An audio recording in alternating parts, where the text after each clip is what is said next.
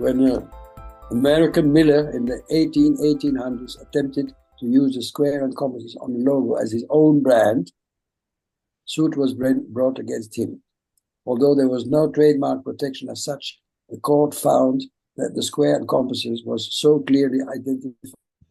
Yeah, that would certainly jive with U.S. trademark law as well. American Commissioner.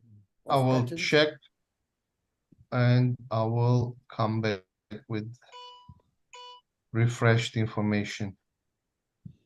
I just remember so well the widow's sons wanted to use it or something like that. Then another group wanted to use it, and they kind of trademark, and no one can use it. So look at that article. It's quite a big explanation. Yeah. Where it has been done, where it has not been done, what has been rejected, and so on and so on. It's quite a good article. You have the link in the chat box. Yes. Here in Brazil, we have to spend a lot of time explaining to the public how Freemason really works, because the quantity of con people using the name of the Freemason to fake organizations is a lot. But this guy in the internet, he wasn't faking an organization. He was just a con man. He would say you want to join. He would sell an initiation, and then he would block you and disappear. He just wanted to take your money and run. He wasn't even making a fake organization. There was no organization. There was just a con. Well, on the other hand, nothing strange. Yeah. Oh no, it is Azul. Today you look at the Tree of Death and you see a zoo of bad behaviors. I was going to say all religions have that problem too. People claim to be members of certain religions doing awful things in the name of that religion. So Freemasonry is not the only poor persecuted group.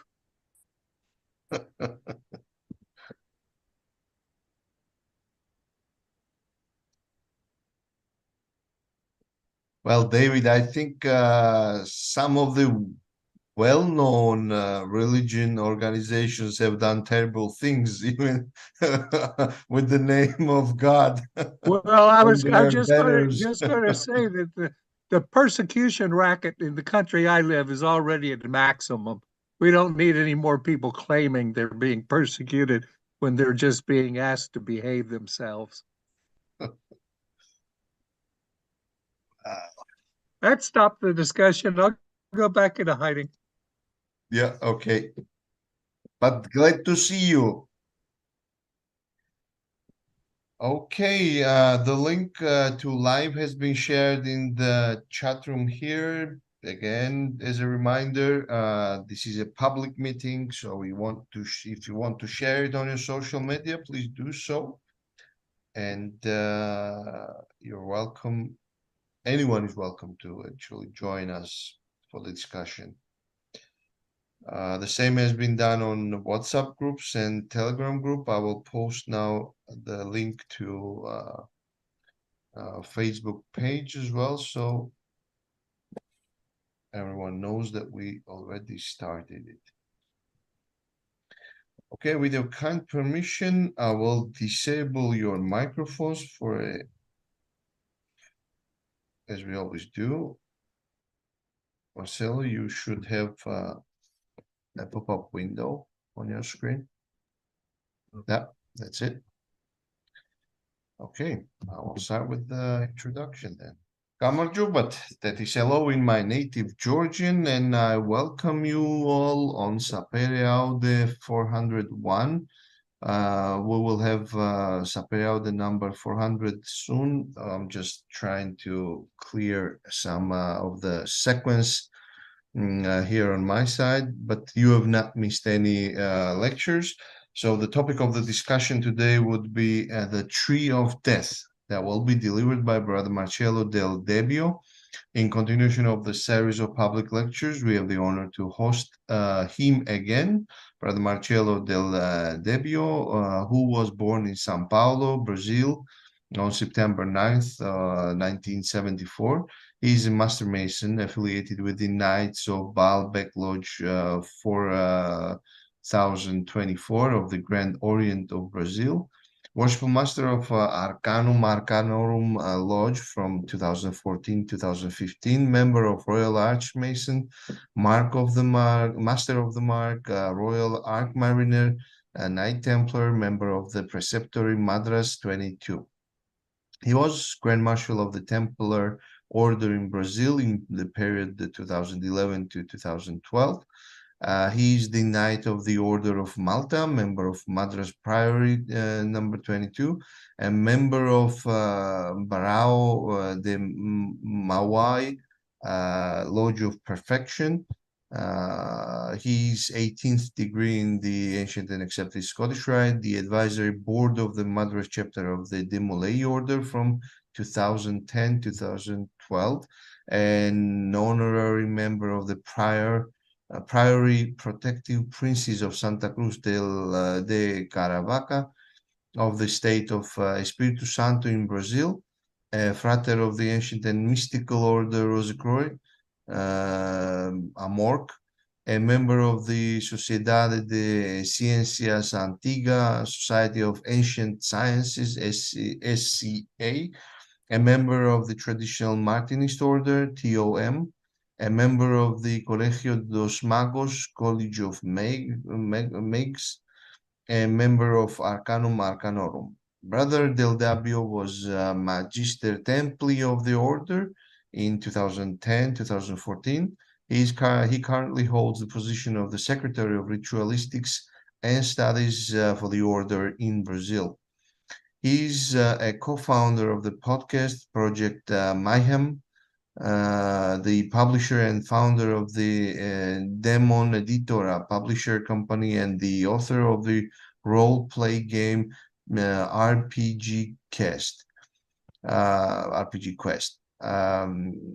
Architect by University of São Paulo, novelist, well-known RPG writer, and occultist, Brother Marcelo Del Debbio has written and published over 40 books about Hermeticism, Tarot, the Kabbalah, and many other topics. One of Brother Del Debbio's most prominent productions is the Encyclopedia of Mythology, reference work in comparative mythology with more than 8,500 entries, or 8,500 entries from 110 different mythologies.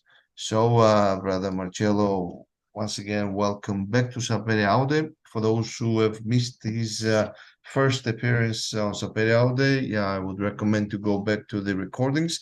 The recording is available on Sapere Aude YouTube channel, which you can kindly subscribe and share to others as a free knowledge. And I do recommend going back to that talk as well. It's very interesting. And hereby I will remind everyone that Sapere Aude is an international apolitical public educational platform that welcomes anyone, member or non-member, male or female. We are here to expand our horizons, our understanding on different things, especially with a special focus on Freemasonry and things that surrounds it, but not limiting ourselves with this topic, of course, and one of them would be the one that we'll be discussing today. Despite of our membership in different orders and institutions, here we come as individuals, as private persons. We do not represent any institution here, and that should be kept in mind while you will be enjoying the recording. Unless the speaker explicitly says that certain statement is an official standpoint of an institution, the rest is our own personal opinions and stand points of views. So please bear that part especially in mind well, when you will be enjoying this as a recording. So anything that we share here is our own, unless otherwise explained. So I think that's it from my side. You might be seeing questions or comments being shared in chat, but you don't have to react, because during the question and answer session, I will go back and get all the questions for you. I will read them, so the viewers of the recording can understand what you are reacting on. So I think that's it from my side. Marcelo, once again, thank you so much for your time, and very interesting topic, which for me would be a new dimension to explore. I hope there'll be the same for many participants and the viewers. So the Book of Death, floor is all yours. The Tree of Death. Tree of It is Death, a complicated concept, because we usually say the Tree of Life, and we all love the Tree of Life and the Kabbalah and all the serpent and the thunder and the pigeon and everything like that. The Tree of Death is the Tree of Life, but it's the reverse of the Tree of Life, because since we have free will, we can do whatever we want, good or evil. It is inside our hearts. So the Qliphotic, or the wastes of the Tree of Life, they are an integrant part of the Tree of Life, I would say. Most of authors, or some of them, romanticize it and idolatrize it even, and say like it's cool to be the bad guy. But the Tree of Life is an experience on triggers and everything that is bad in the world. To make it easier for you to understand, since I believe some of you have never heard of the Tree of Life, I will compare each step on the Tree of Death to the Tree of Life, so we can make it more clear for you to understand. I will share screen. David, I think you have to clear me for share my screen. You should be fine. Okay, Qliphotic share. Yeah, it's coming. Okay, yeah, it's full screen, confirmed. All right, full screen. So this is the Tree of Death. As you can see, it is the same of the Tree of Life, but they are considered tunnels, not paths. And they have the counterparts of each Tree of Life, Sephiroth. It is called Qlipha, and the tunnels are the counterpart of the paths. So we'll begin to make the climbing of the Tree of Death, so I can explain a little bit more. So the first of all, to explain what is Nanemath, it is the Qlipha of Malkuth. So to understand the shadow of Malkuth, to understand this, I had to explain a little bit about what is Malkuth. And Malkuth is the material plane, is where the Kabbalists gets whatever they study for.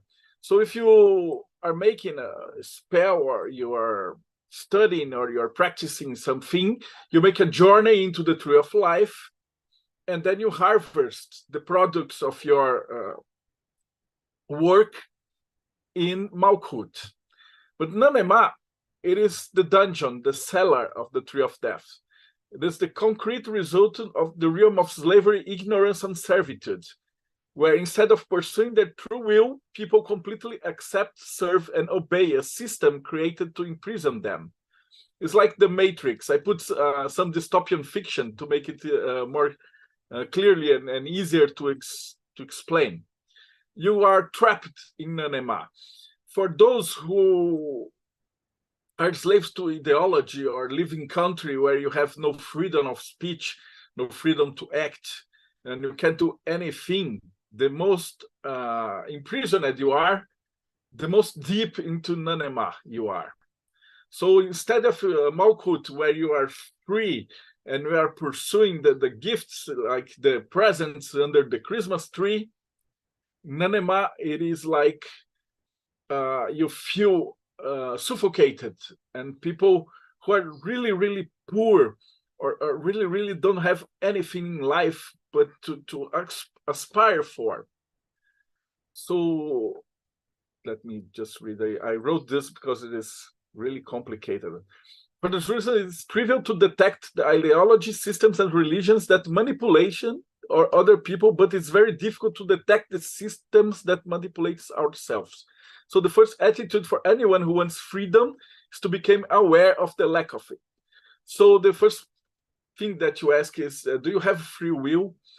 Can you criticize your government? Can you say anything bad about the people who are ruling you? So this, then there are several degrees. If you take countries like US, you have a specific set of the tree of death. But if you live in China, you have another specific set of the tree of death.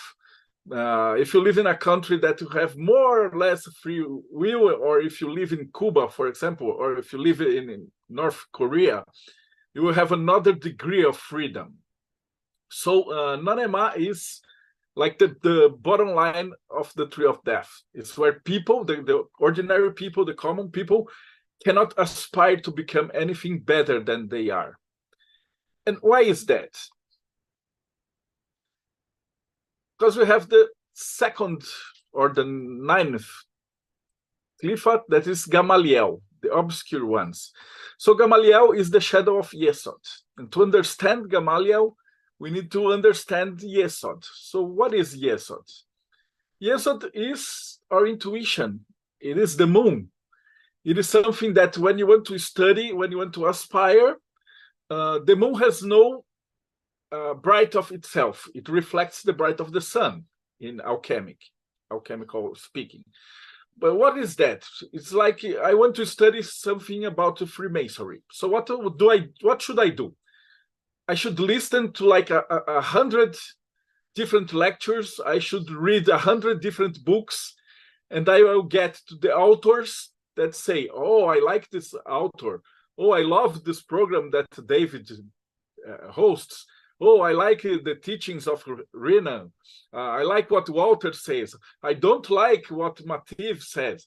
And then you begin building your own true self. There is the sun, that's Tiferet. It is just a little above here.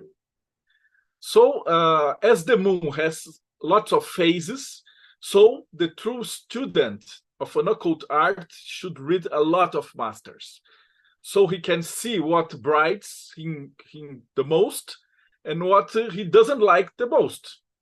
Is it okay? Are you following me? Gamaliel is the opposite.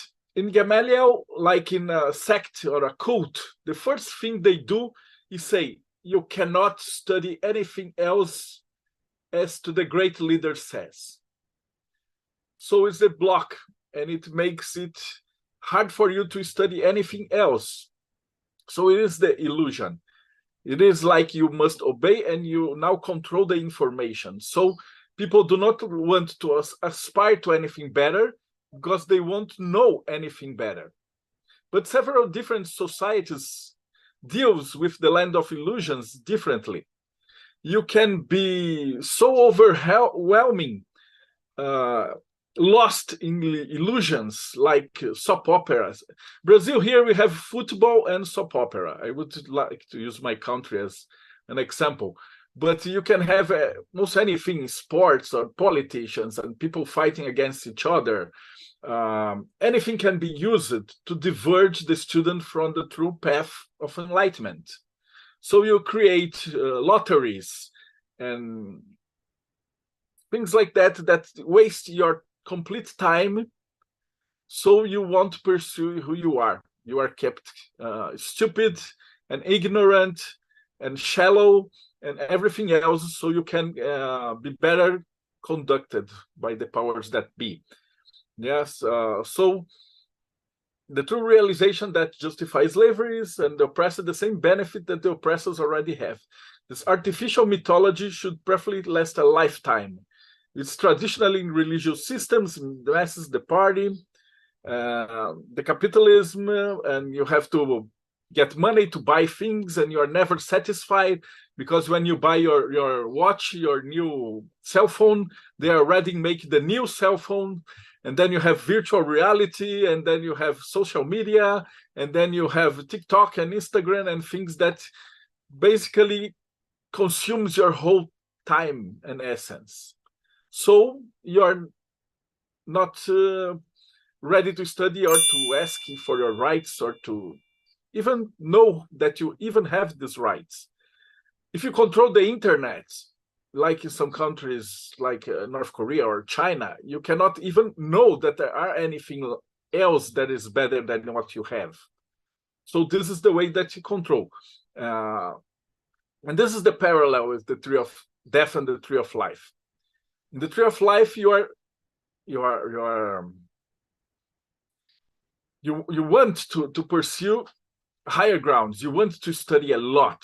But in the tree of death, it is denied to you. And this is the path, the first path.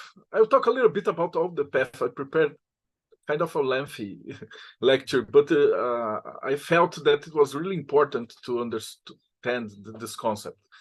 Tav is the path that connects Malkut to Yesod. And it's the path of the initiation. It's the path of study. It's the path of Awe. It's the path that you want to be and do and make things that makes you look at the world and say, wow, this world is big. I want to study. I want to be a better person. I want to improve myself. And this is the quest for initiation. Tantifa Shaks is like a shut-up path. It's the path in order to sell Gamaliel's illusions to dominate Nahemai's slaves. Tantifa Shaks, the jail of the Garden of Eden, is intolerance that guarantees the exclusivity of dreams. Individuality is the inability to imagine. In society, the consumption of only canned and authorized myths, rejecting any dream that leaves norms, is ridiculous, insane, or perverse. So we have this control. What we can do in sects or cults is the things that you are only allowed to consume certain books, certain products, and certain things that are approved by the Grand Master or the council or the dictatorship or anything like that. So you are kept a slave. And now we have the next Qlipha, that is Samael, that is the Qlipha of Hod. Hod or Mercury is the Qlipha of knowledge, and is the Qlipha of words, is the Qlipha of grammatic and experience and intelligence and knowledge and communication. So Samael, as the Qlipha, is the father of lies. It's called the poison of God, and is I believe it's one of the easiest Qlipha to explain, because in Hod you have information, in Samael you have fake news. But what are fake news? If you have free will, you have a lot of information, you can use it for the benefit of humanity or for the benefit of yourself, telling lies to other people. So Samael is the Qlipha of lies and using information to control and enslave other peoples. I believe fake news would be the biggest example of how Samael is being used in Earth these days. The Qlipha is the nest of lying and intellectual dishonesty and self-delusion. Here, interests are more important than truth, and language itself is manipulated to no longer express reality, but rather the favor or plans. To the individual, this shadow manifests itself whenever we pronounce untruths or distort facts for our own interest. On a larger scale, it gives birth to media control to serve political interests. You see, David, when I said that this is going to be a manual for the bad guys, this is what happened. When you want to make a cult, the first thing that you do is to get together of flock or your people, and then surround them and isolate them from their parents, and then their relatives, their friends, and then you control what they can consume. And the next step, at least here in Brazil, is to dominate television or mass media or internet or Instagram or whatever you want. So the control of information would be path 3 in the tree of death. I put the dystopic fiction 1984 because he who controls the present controls the past. He who controls the past controls the future. So by means of lying to anyone, you can control and apprisonate humankind. And then there are two paths here. Can I write this? Okay. You have Shaliku and you have Haflifu. Shaliku is the tunnel of Shin. It is the shadow of the judgment. Shin in the tree of life is the path that connects Malhut to Hod. So it's the path of the key to alchemy. It's the path of alchemy. It's the path of selection. It's the path of the initiation, the control, the who are authorized to enter the temple of Solomon. So you must control the people who are wishing to become initiates, as not to lose the information that you are protecting in the temple.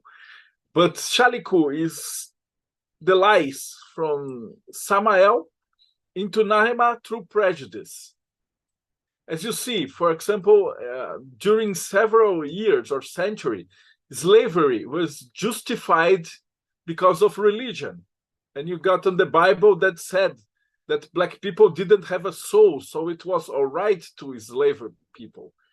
And everything that you can lie to control or to manipulate the media, to create a war or to create an enemy or to prejudice someone, it is the path of Shaliku.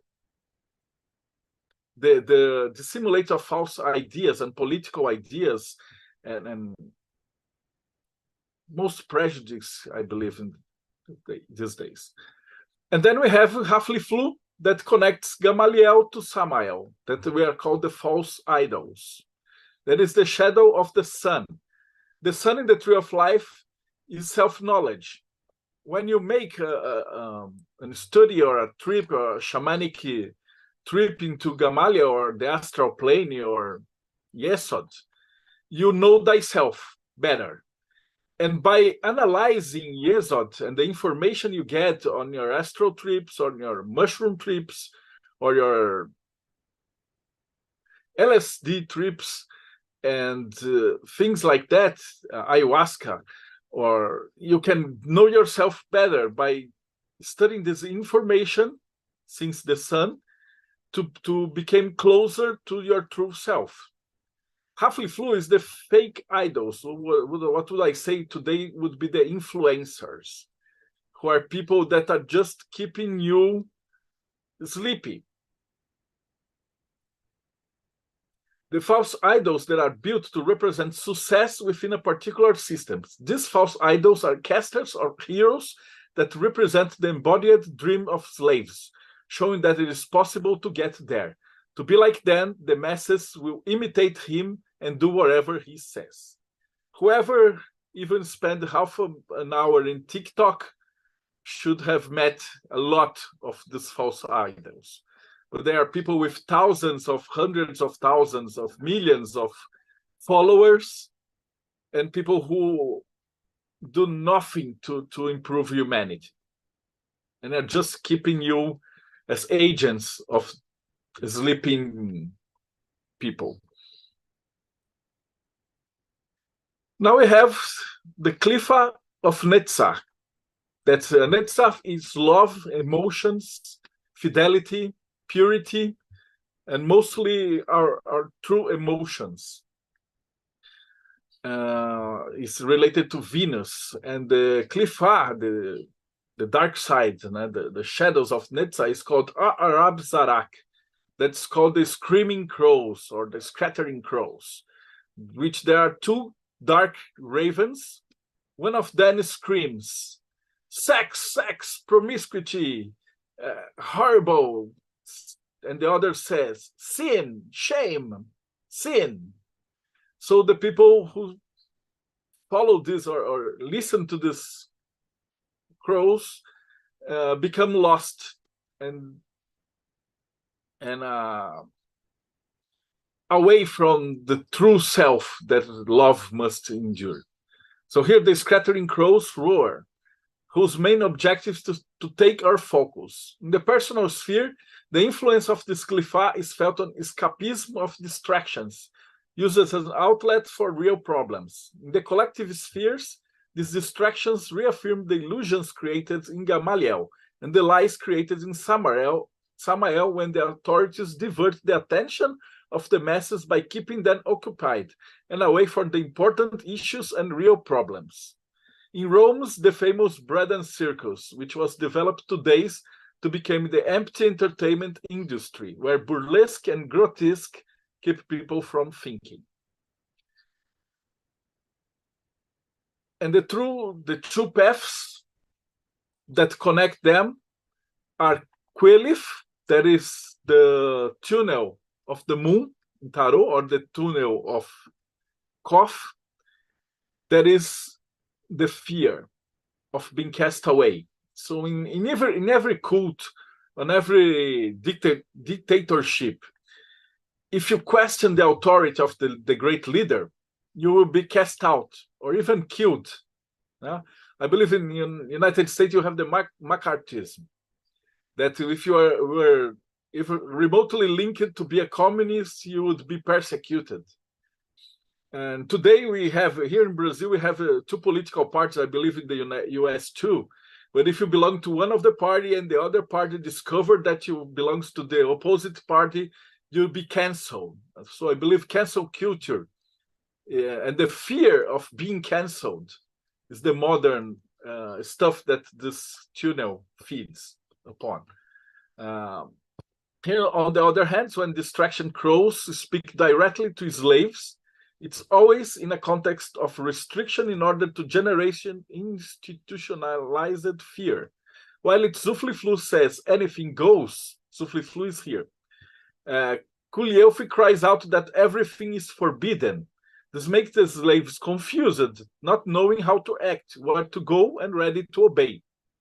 So fear would be an appropriate word to describe this.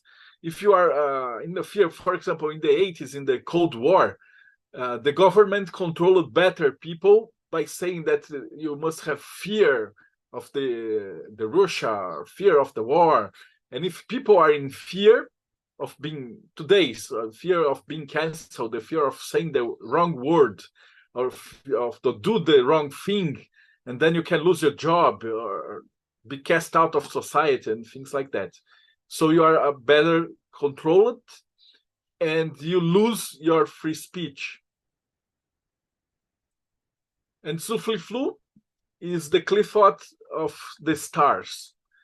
So as the stars is the path that connects Yesod to Netzah, is the path of beauty, is the path of art, is the path of faith, is the path that you do beautiful things and beautiful art to touch the heart of people, to inspire them to become better persons. In Qliphotic, it's the corruption of art. Our abstract distractions, when conversing with Gamaliel's illusions, create a space where the oppressed can finally give vent to their desires. On a personal scale, here are general vices. By following an approved prescription, all desires and passions can be satisfied. These desires are not only permissible, but compulsory. And anyone who does not entertain them is an outlaw. As the whole goes deeper, we can go as far as to human trafficking here, or the porn industry that is becoming awful at any time is problem. There is like a filmed raping. And all this design. Note that this is illegal stuff and things that are perverted in a way. Not BDSM. Some people asked me, but BDSM is the tree of life or death? If it's consent and done between two adults, it's the tree of life. You can do whatever you want. Lester Crowley say, do what you will. But if it is something that is disruptive or against someone's nature or against someone's will, it will become part of the tree of death. Next tunnel is Parphaxitas, that connects Samael's and our Absarak. In the tree of life, it is the tower, it is Peh, the mouth. That is the tower that all your egotical things and egotical thoughts will be broken down, so you can liberate yourself and become a better person. All the things that that belong to you in the past and that you are no longer hold sacred, they are destroyed as the tower is struck by lightning. But in the tower of death, this is the dark tower. Our distractions plus Samuel's lies come together to form a mental shell of hatred and anything different. Thus, this tunnel is the origin of every culture of us against them. It makes an efficient separation of human beings into opposing groups. If you identify a certain irrational hatred for a specific type of human being, you are probably already breathing the air on this tunnel. So you notice that all these tunnels, they linked each other as a labyrinth. So you have prejudice, and then you have hate, and then you idolize people who says this horrible stuff, and everything that is designed here is to keep persons and keep the world fighting each other, hating each other, harming each other, and make them apart from getting the path that we should be following. You know, here, even inside the Freemasonry, we have groups and groups that hate each other.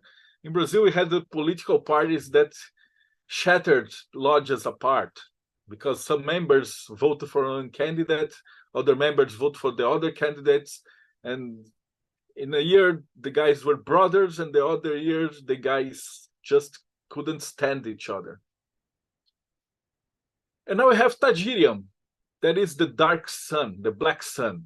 That's egotry. That is the opposite of the sun. The sun is the king. The sun is Jesus. The sun is Buddha. The sun is the true leader that exists to serve.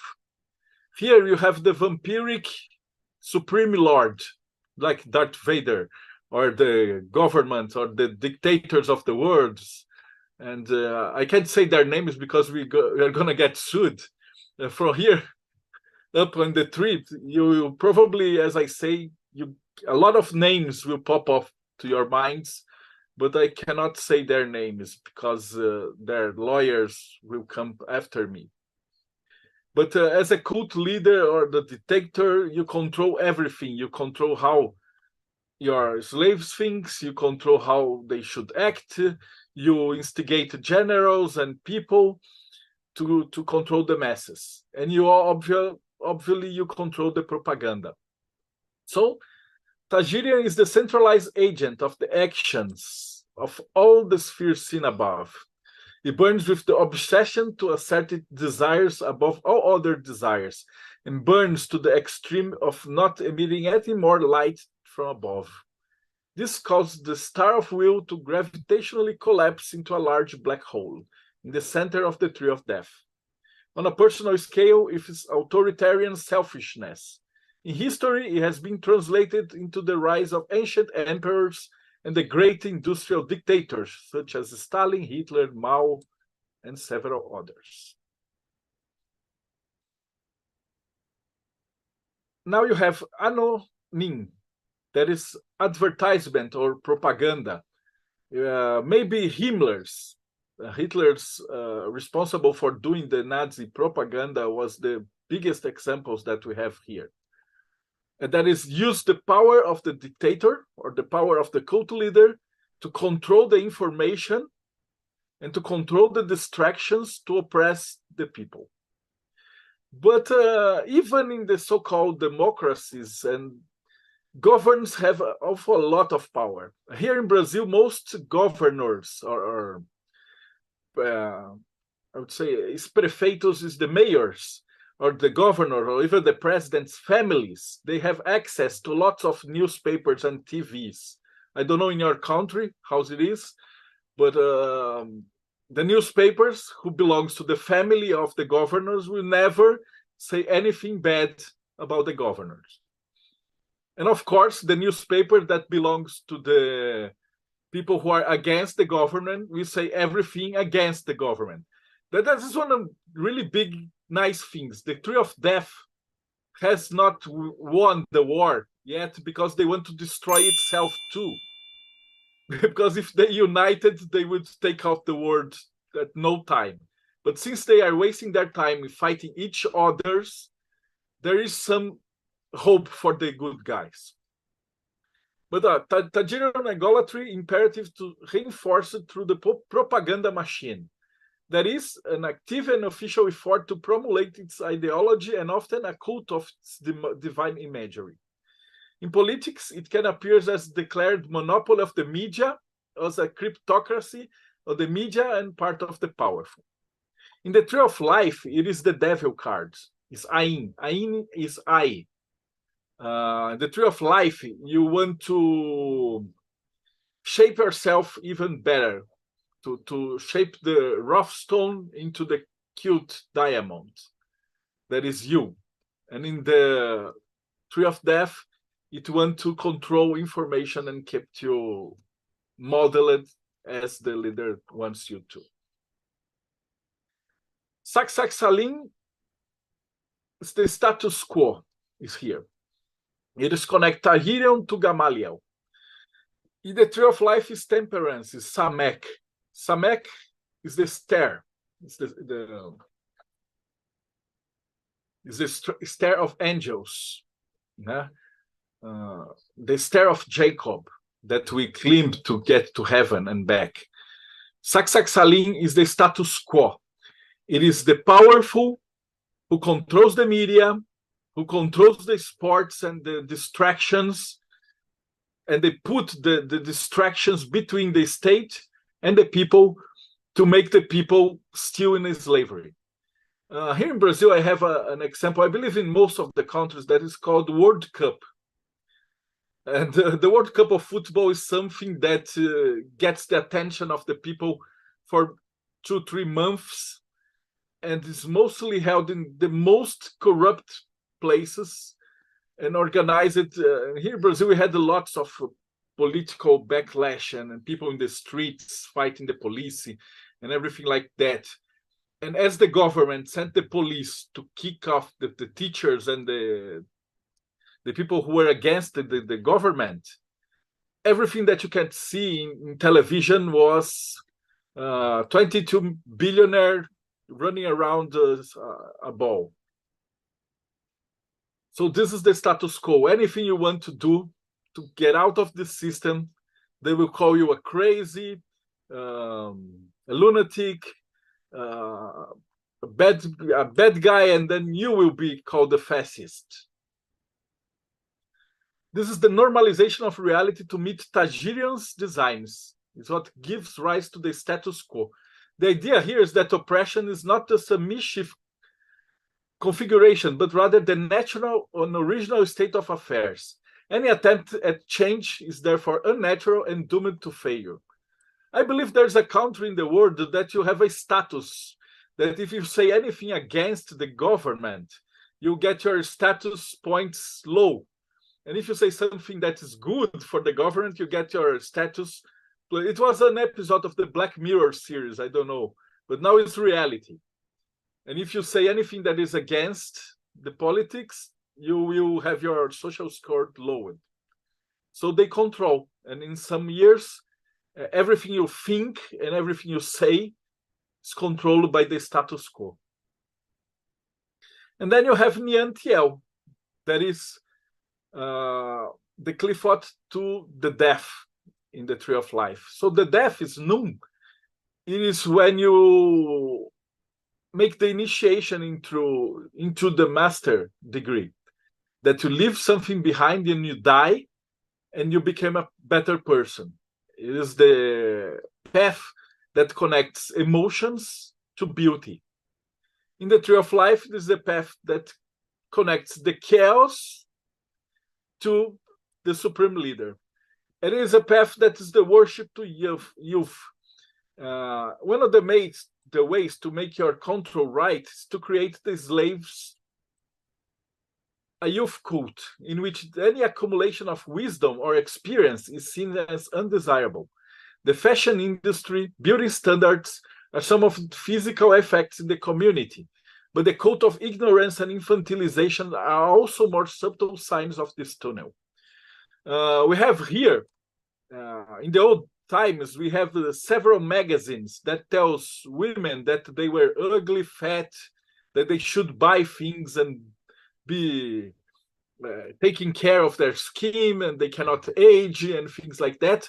So women were wasting most of their times following stupid advice and preoccupied with their body sizes and things like that.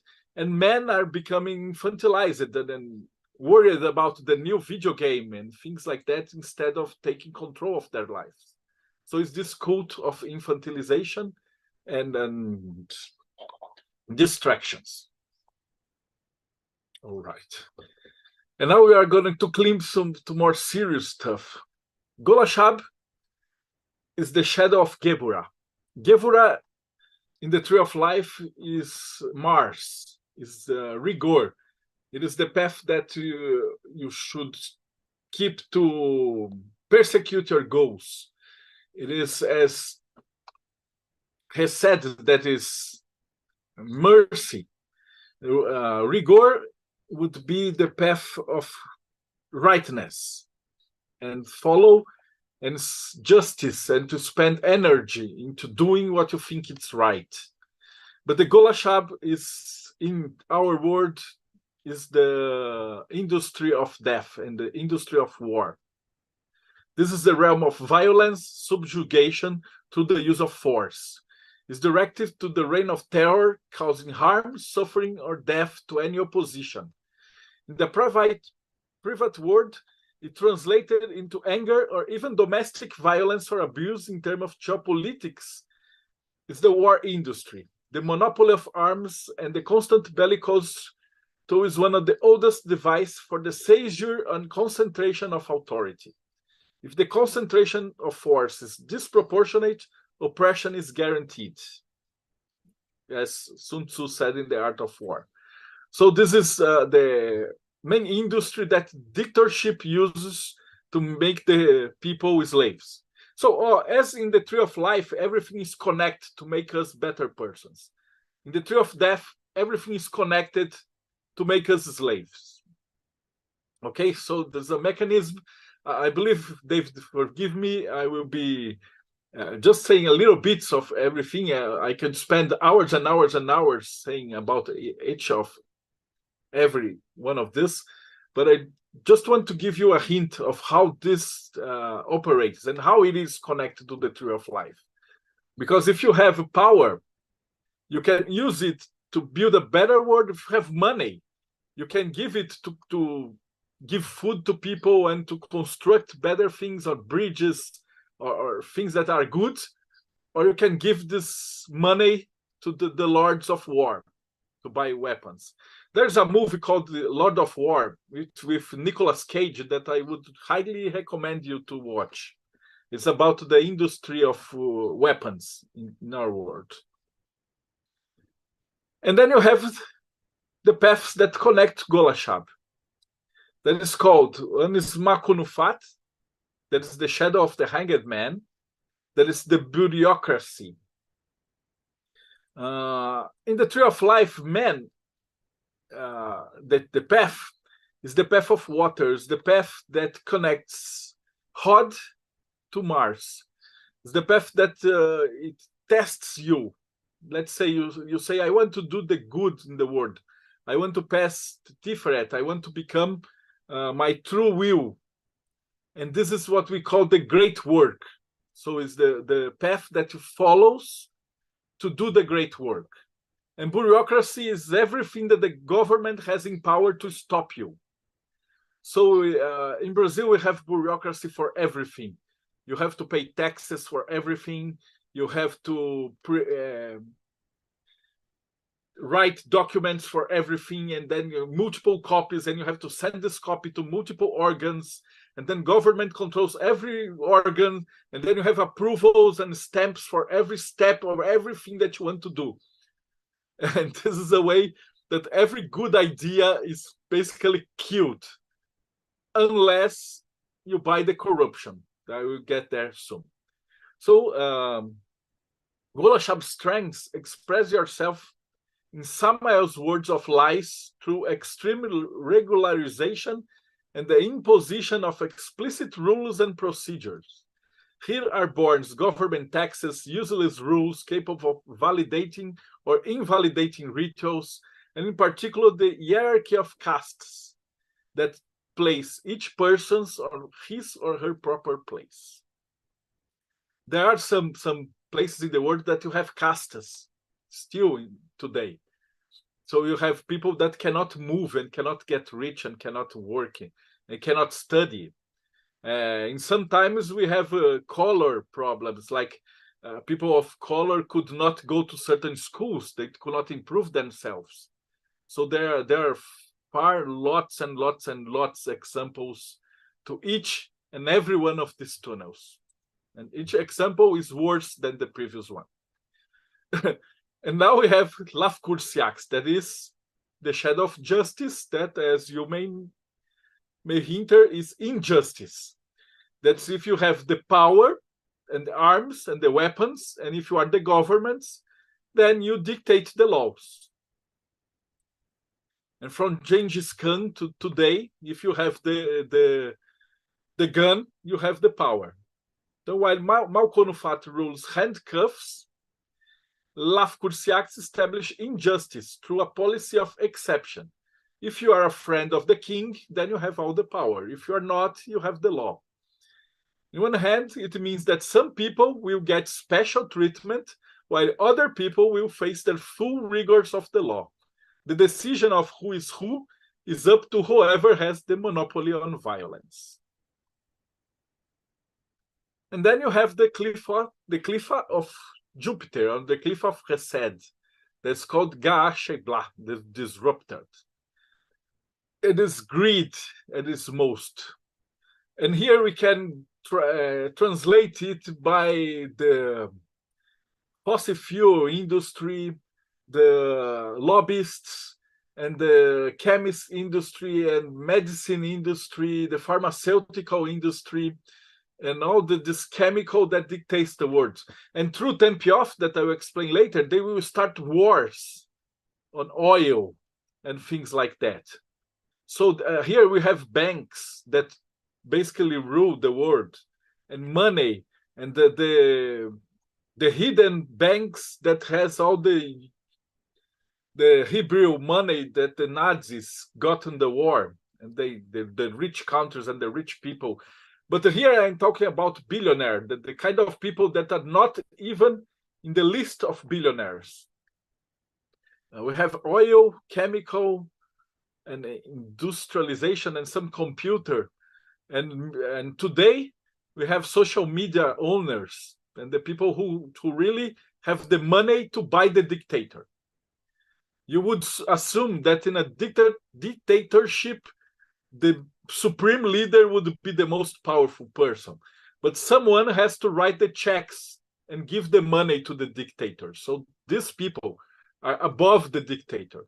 So it's weapons and pharmaceuticals and oil and huge industry. The reverse of the prosperity that we have in the tree of life, Chesed, is prosperity, Jupiter. And the influence of this Qlipha reveals itself when prosperity and wealth serve only itself. Some people get richer and richer and richer, while the other 99.999 gets poor. When that happens, commerce and industry no longer prosper by providing solutions, but by perpetuating problems. The current chemical, pharmaceutical, food industry are born, where seeds can only be planted once to be purchased, and long-term medicines receive more research than the cure for disease themselves. It's also the home for financial industry, where wealth no longer comes from work, but from a speculation, and interest on interest. On a microcosmic scale, the influence of this Qlipha can be seen where money becomes an end on itself. And we have the tunnels. one tunnel, that's Kurgasiaks, is the tunnel of the Wheel of Fortune, that translates into the Tree of Death as pollution. So whereas we have here, in the Tree of Life, we have prosperity and fecundity. When you plant the seeds, and then you get the foods and the fruits and the wheat and all the goods that agricultural brings us. In this tunnel, we have people exploiting Earth and getting Earth, and we have global rising of temperature, and we have people who are trademarking seeds. We have oil companies that explored Earth. We have diamond companies that have blood diamonds, and people who use slaves to build wealth.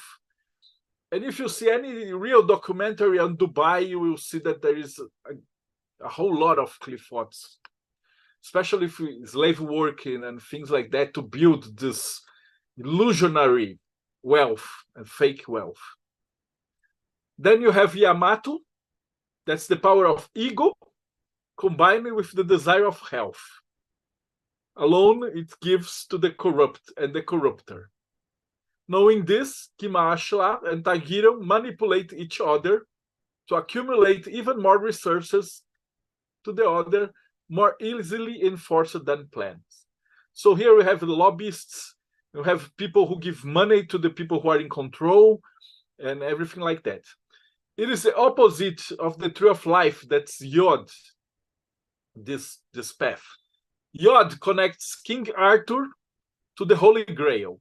It connects the true will to prosperity. And if you do what is right in the Tree of Life, you will find prosperity and wealth to the people around you.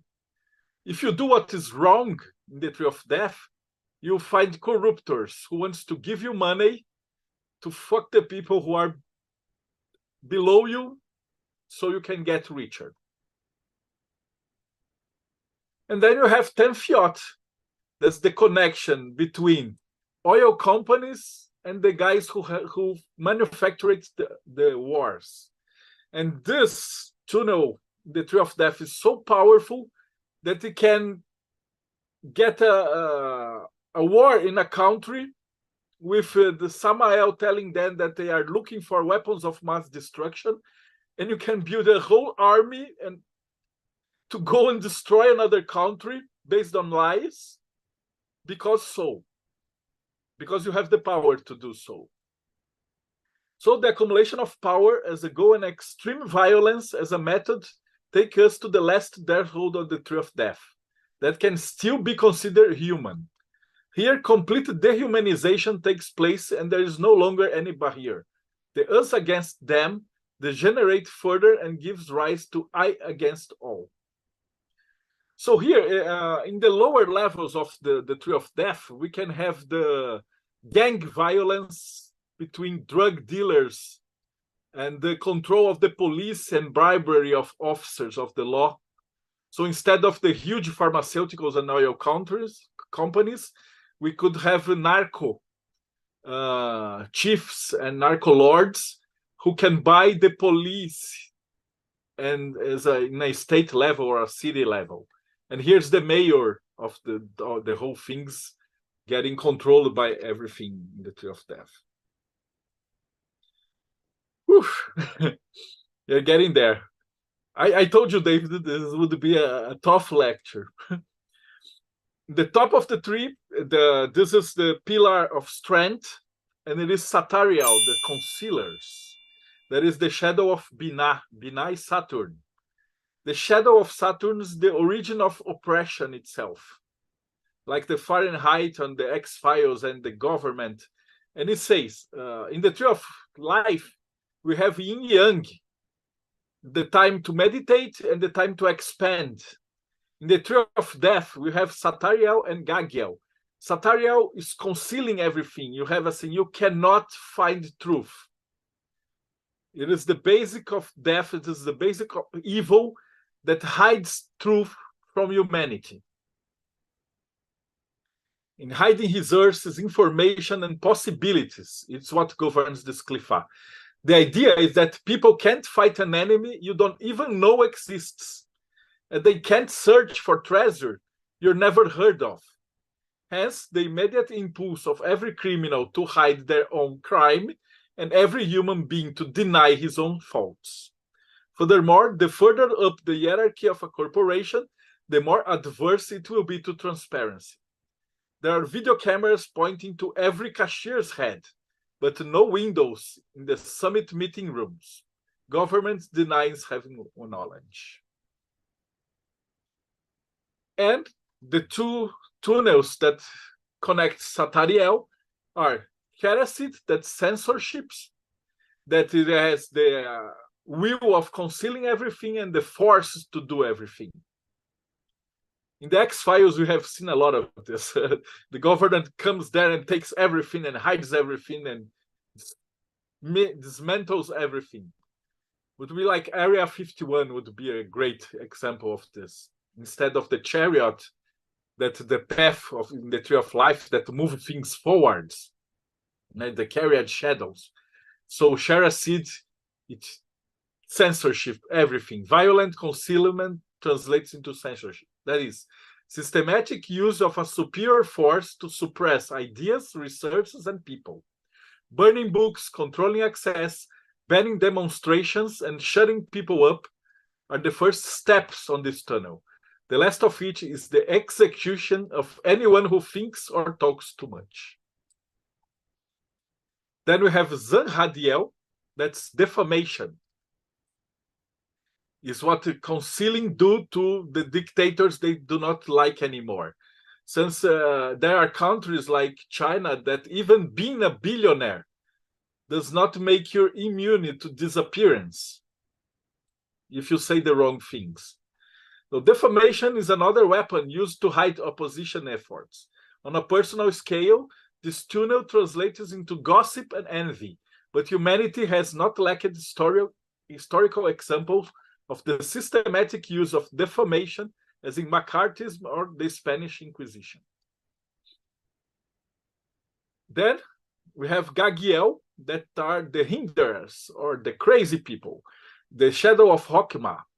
Hokmah in the Tree of Life is the wisdom of God. It's the whole ideas of the world. There's 8 billion people thinking and living and flourishing and giving wisdom in ideas and beauty. In the Tree of Death is confusion, fiction, craziness. It's something that they get a good idea and they pervert it to transform humanity into a goose chase and crazy things. I would put TikTok here or things like that. It's this crazy gurus that are flourishing everywhere. While Sapere is preoccupied with hiding reality through restriction and lack of access, Gagiel does the same thing through a quagmire of useless rubbish, spewing out indefinitely garbled versions of the truth. The idea here is that reason, if it cannot be completely eliminated, will then be hidden in a multitude of irrationality. The truth disappears like this amidst in a sea of lies. The government, for example, can create and unleash the most bizarre conspiracy theory to hide the true conspiracy, making it impossible to tell right from wrong. The hinderers cause alienation by excess of information. Then we have Uriens. That is the Hierophant's shadow in the Tarot. Is the tunnel of Vav. Vav is the pursuit of knowledge. And Gagiel's swarm of garbage meets Ga-Shega greed and gives rise to the tunnel of sectarianism. Here, cliques are born on a small scale, but in large corporations, it generates inner circles with inner circles, and eventually the emergence of competing dissidents. Here in Brazil, I don't know in other parts of the world, but they are using that fake fake faces. I don't know, the deep fakes, and they are deep faking doctors that are serious people into saying garbage to sell bogus medicine, remedies to make you thin, and things like that that are true bullshit, snake oils, and they are deep faking through doctors and through famous people into saying that they are good medicine. So the people down there start buying and be the victims of con. And you have Dagdagiel. I put Remeterif. Sorry. I missed one of them. There is Remeterif between these two. There is the corruption of the emperor. That is when dictators became so full of power that they became crazy persons. If you say North Korea, you will totally understand what by means of this.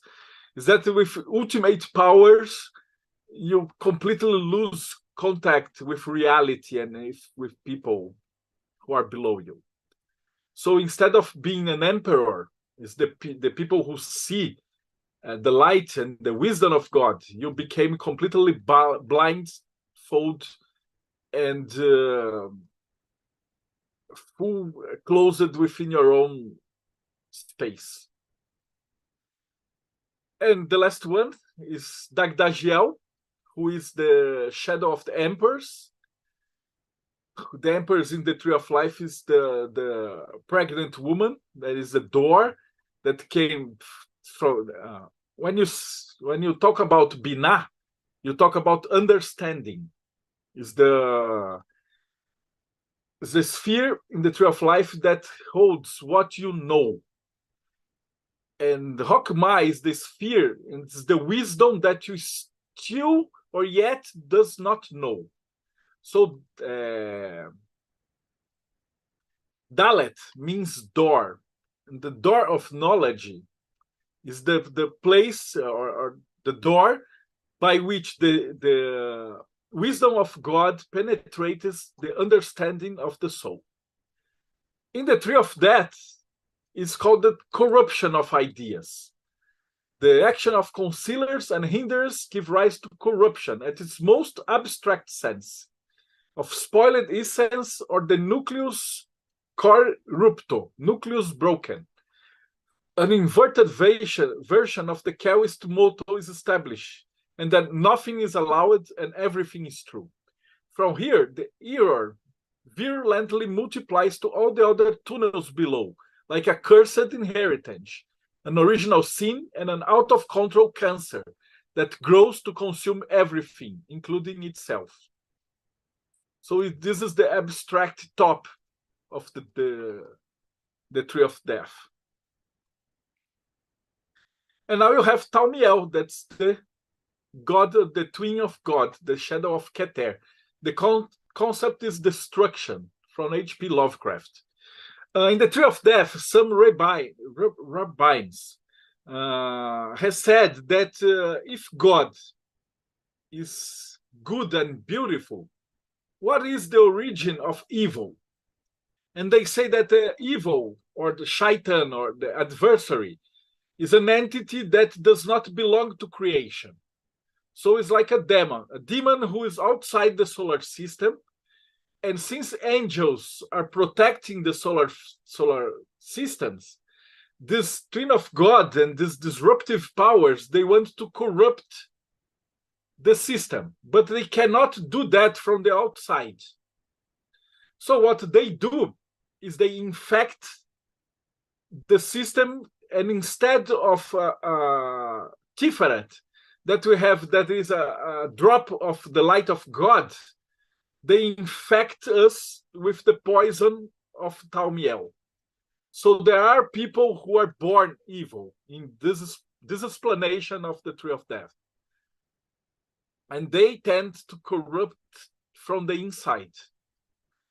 So here you say, every perversion seen in the other shadows and causes enslavement by flowing into Nahema can be traced back to this Qlipha, which essentially speaks of the essence of evil, being caused by an act of will outside of the system, as an intention to destroy it, the sabotage.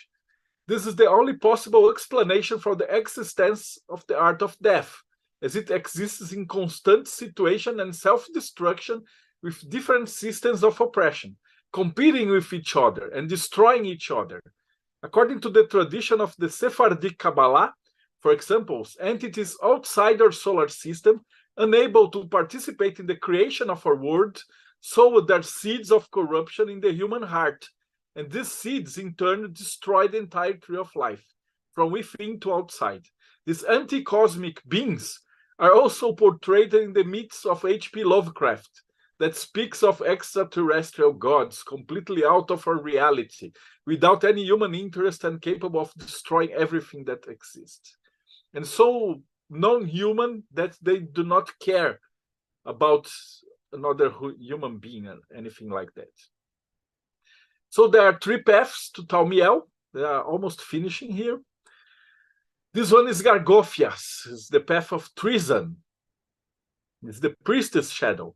In the Tree of Life, it connects Keter to Tiferet. So it's the path from the true will to the God's will. It's what you do as above, so below, and do thy will. So if you are following your true self and your true path, you are doing God's will on earth. So here is the path and the main seed of truth, treason. I believe treason is one of the worst feelings in the world. If you suffer a treason from your wife or your husband or your partner or your associate and the people that you trust, like God trusts us, and then some people has the true psychotic evil seed and is a betrayal to the work of God. So the external agents is the real manipulator who pulls the cords of the one who pulls the cord. He promises completely mastery of the tree while encouraging its destruction. The result could be nothing other than betrayal. The ego thinks it is betraying the world, when in fact it's being betrayed and helping its ultimate annihilation. An example that is done, it could be like human trafficking. That a trafficker approaches a woman and he says, would you like to go to Europe to become rich and model and have photographs and everything like that? And the women say, wow, that would be great. I will be rich. I will be beautiful. I will be in magazines. And then she gets on a plane. And as soon as she's on the airport, the guy stole her passports. And now she's a slave, a traffic sex slave somewhere in the middle of Turkey. So as what happens to the psychopaths and the crazy people and the evil people who are doing evil, because they think they will become the next Voldemort or the next evil man or the next Sauron. But there is already a Sauron. You are not becoming the next Voldemort. You become a slave of Voldemort. And so you have Amphrodius.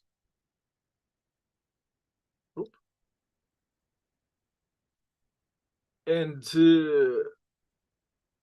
I put Thaumiel, but it's Barakiel. Sorry about this. I'll correct this. Barakiel is the sorcery, is the tunnel of the mage. It connects Binah to Keter in the Tree of Life, but it will connect the Hinger, the corrupted, the concealer, to the Twin of God. And there are persons who chose to be evil. The seeds of evil can more easily corrupt the system when a cooperate agent exists within it. The figure of the black magician is one who uses the sorcery of a superior dark power, is easy to visualize and represent this tunnel well. But on other scales, sorcery is presented as an intentional and conscious act of evil. This agent understands that the Tree of Death cannot be kept for long, and determined to make the most of it before its final destruction, opts for evil. And here you have all the Gestapo and SS and agents and things that truly chose to become evil. And the last one, suicide, is Amphodias, who connects the craziness of Gagiel to the Twin of Gods. The tunnel that connects Tamiel is the easy escape. Is that those people who understanding that the tree of death on itself decaying and that it hides on its very structure, it's a sense of its destruction, see no other solution than to destroy itself in anticipation of destruction of the whole. These people also opt for evil, but carry their hatred of the cosmos as the ultimate consequence, ending their own lives in an attempt to escape the systems. And we have several examples of this. I believe Hitler is the most famous one, but we can have lots of other suicidal dictatorships whenever they are cornered. Whew, and that's it. And that's it. Well done, well I done. thought it would be like it's a complicated lecture, but I believe it's an essential one. And you must understand the tree of death to fully understand the tree of life. It was very comprehensive and informative, and I already know that there are questions coming up, so we'll go into details. First of all, thank you so much for bringing these two trees together and comparing all the separates to of each tree to each other, and wonderful illustrations you provided, like films that could or movies that could kind of give additional information regarding particular set of ideas that you provide regarding each separate. So, well, again, thank you so much. There are some questions on YouTube, and I know the participants are ready to ask their questions and share some comments. So, with your permission, I will now enable your microphones, and your microphone, Marcelo, will be muted, but now you're in control. Let's start with David Felty. Yeah, David, if you, yeah, you're ready to go. I have three things I wanted to say. First, a profoundly thankful compliment on your work here and your presentation. It is the only full-fledged presentation of the Tree of Death I have ever heard that actually seems to me to make sense. There are several, I know of at least 3 competing systems floating around with respect to this. The reason for my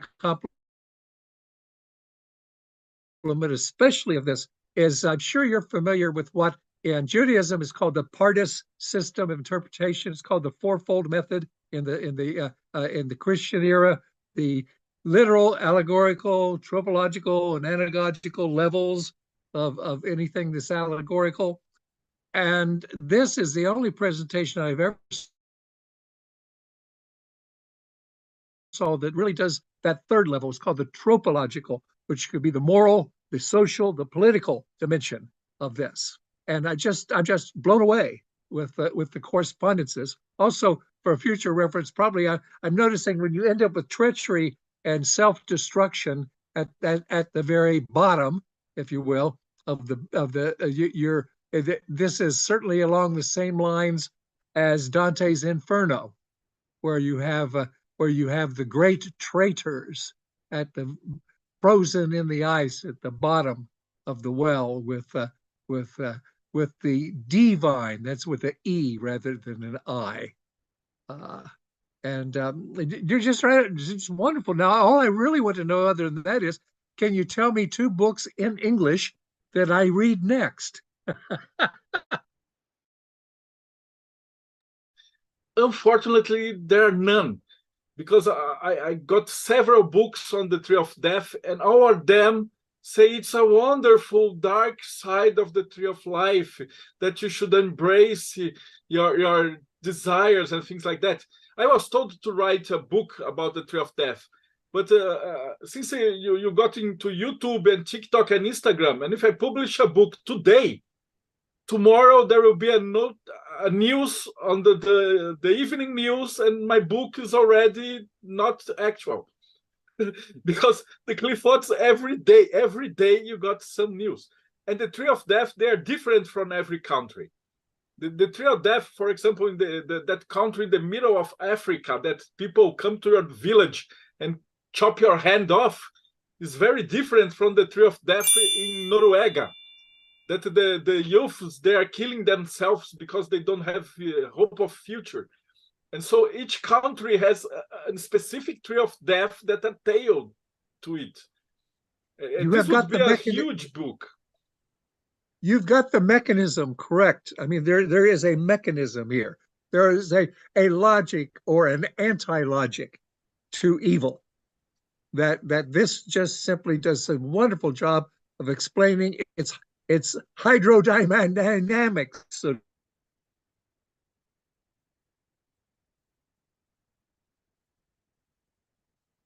to speak. It's of how it moves around and down and up. Now, David shared with me something, a place that has a number of different essays. Haven't had a chance to look at them yet, but I wouldn't want to cause any mayhem. But would that be the kind of thing I might want to look at next? Would that be a good place to start? I have some lectures on the Tree of Death in Portuguese on the Project Mayhem podcast. But they have subtitles. I just put it in between the lines so you didn't have to say Project Mayhem. I'm sorry. You can listen to. I have others that in Portuguese it's much easier for me to explain and go into details. For me, it was very difficult to give this lecture because it goes deep, and we need a profound knowledge of grammatic and stuff to understand the nuances of each grade. But I have this lecture in Portuguese in far more details, and you can watch it because it has subtitles. So I believe it could help you. But the Tree of Death, I believe it is the Tree of Life. If you have free will, because if you have, for example, information in HOD, information is a stuff. You can use the information to become a reporter or to become a fake news reporter. It's up to you. So I don't believe there are two trees. There's only one tree. And the thing that hold these two trees together is Da'af. Da'af is knowledge. It's the knowledge tree that you choose to do good or evil. Some people describes the Tree of Death That's as why roots. Hence it's referred to as the tree of the knowledge of good and evil. Yes. Now, I did have one little detail here, and that was you referred to Lilith as the jailer of the Garden of Evil. Are you suggesting that the Garden of Eden? Are you suggesting that the Garden of Eden was a prison? No, the jail is to keep us from entering the Garden of Evil. So we are in the prison, and it's getting out of prison. We cannot enter the garden. Okay, I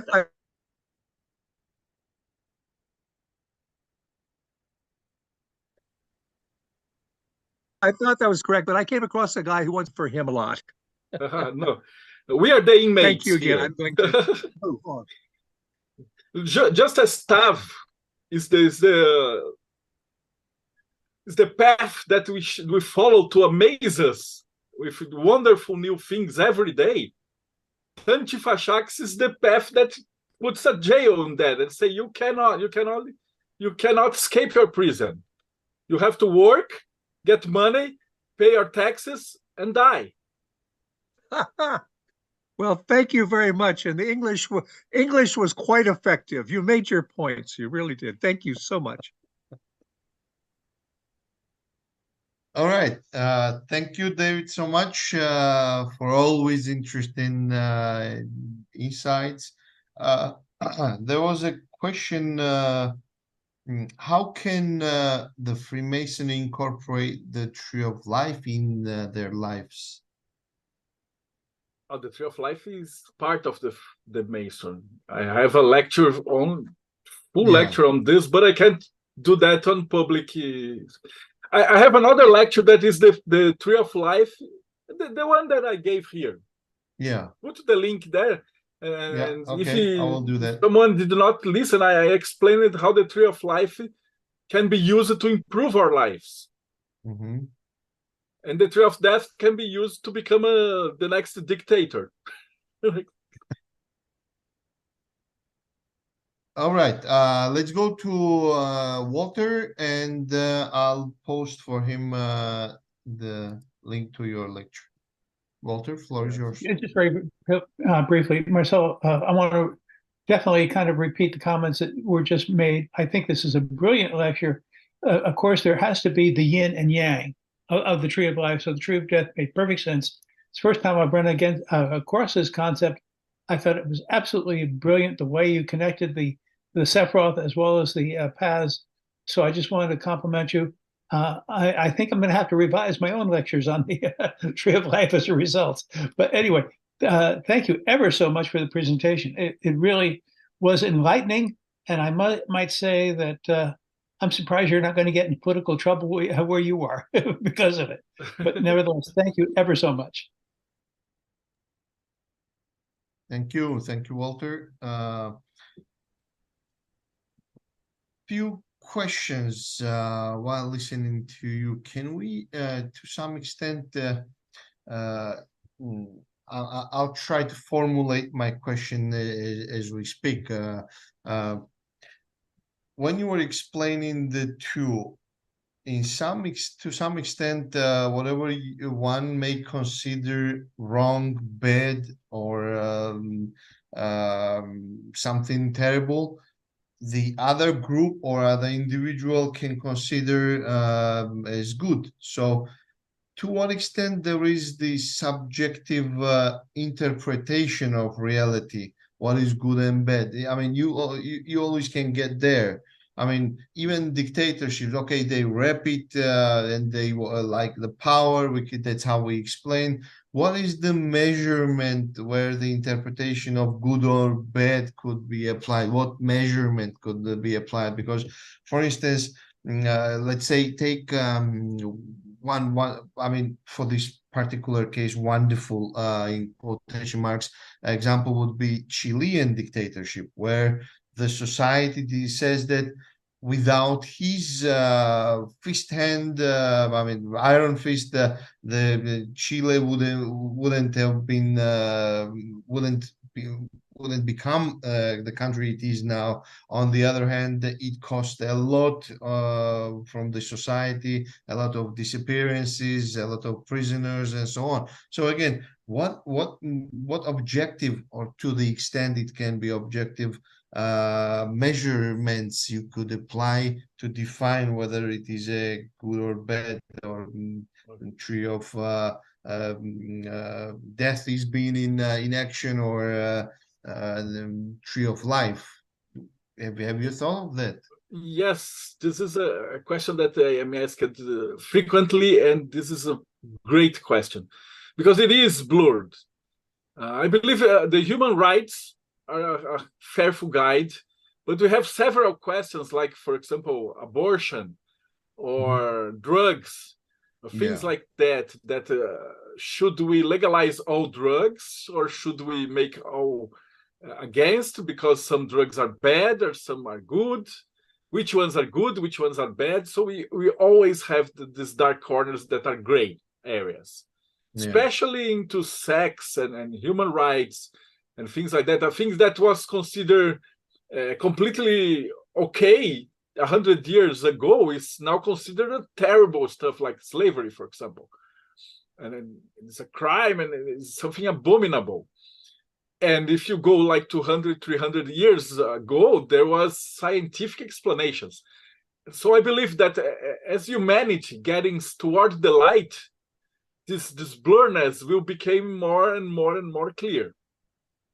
In sex, there are some things. For example, if you had, like if you do like BDSM, that you tie someone and whip them out and do things like that.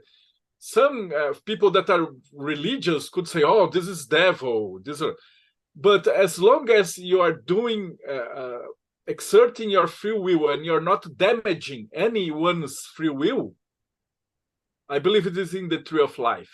But if I'm doing something that is going against someone's rights or free will, or if I'm hindering someone, I'm holding someone back, I believe it goes to the tree of death. For example, there are some cultures that say that women cannot go to school. And they say that it is for their protection, but it is not. So although these religions say that it is for the good, and if the women should put their hairs off and dance, it will be the work of the devil. We all know that it is not true. So most of the people who are inside the tree of death, they look at the other tree of death and they say that they are the evils. You have a lot of preachers who are themselves getting money and getting rich, exploiting the people. And they say that the Freemasons are from the devil. So one of the good things between a lot of cults, that the tree of life, they hate each other.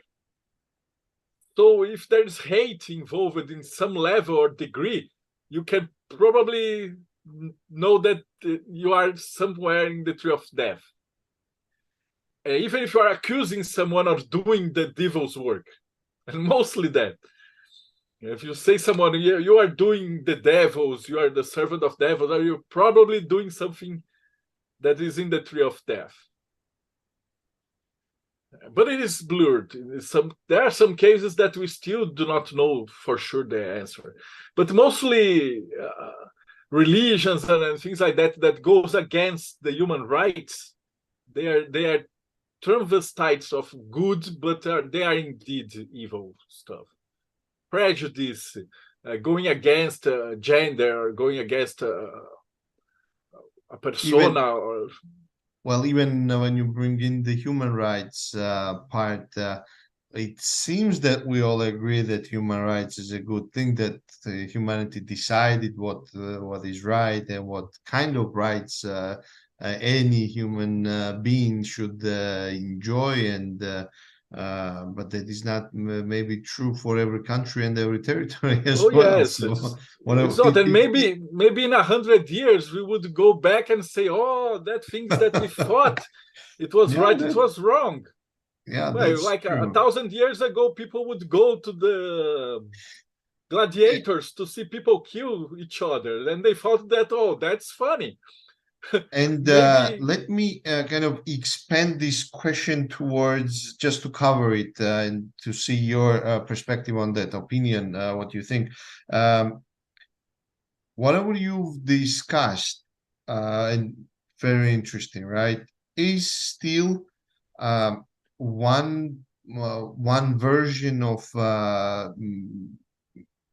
kind of explaining the reality using certain set of tools or concepts that is kind of customary to a culture, or Christian culture, Judaic culture, and to some extent Muslim culture as well. But the world is even bigger than that, these cultures, right? So from their perspective, none of this can be true or can be false. I mean, it can be vice versa. It's not only within the culture that we are discussing applying these tools, and we are kind of discussing whether this is a subjective interpretation or objective, but from the perspective of others who don't even belong to this culture. Any African culture, any African kind of understanding how the world is run could be also different, right? It's not applicable from their perspective. It's like not everyone is Christian, or not everyone is Jew, or not everyone is Muslim. For Chinese, it's different. It could be different. So I don't know if I'm making my point well, but again, whatever we're trying to systematize from different culture, it could be still non-existent. It wouldn't make any sense. what do you think about that? Yes, you are right. You are right, because this only makes sense from the perspective of someone who is trying to follow and find the true will. But if you grow up in a culture or a religion that says something to you since you were a young person, you will probably have a vision of the world that's completely different from that. Yeah, thank you. Let's go. It's okay as soon as you do not, for example, if you find, I don't know, there are cultures where if you find your wife cheating on you, you can get a stone and stab her to death. That is not right. Don't care what this religion says. But there are things that, although is culturally acceptable, if you look at it from the perspective of an angel outside Earth, it should be strange. Usually they stone women, not men, for cheating. Yeah. Let's go to David, and then I have questions from Brother Caleb from YouTube. This may be a strange comparison, but I think there is some validity to it. It's something that comes from the Jesuits, which some of us may believe, as you were saying, they do the devil's work more than the angel's work. But one of their practices I have found over the course of my life to be extremely useful. That's what they call the examine of conscience, that every so often they have to sit down and do an internal inventory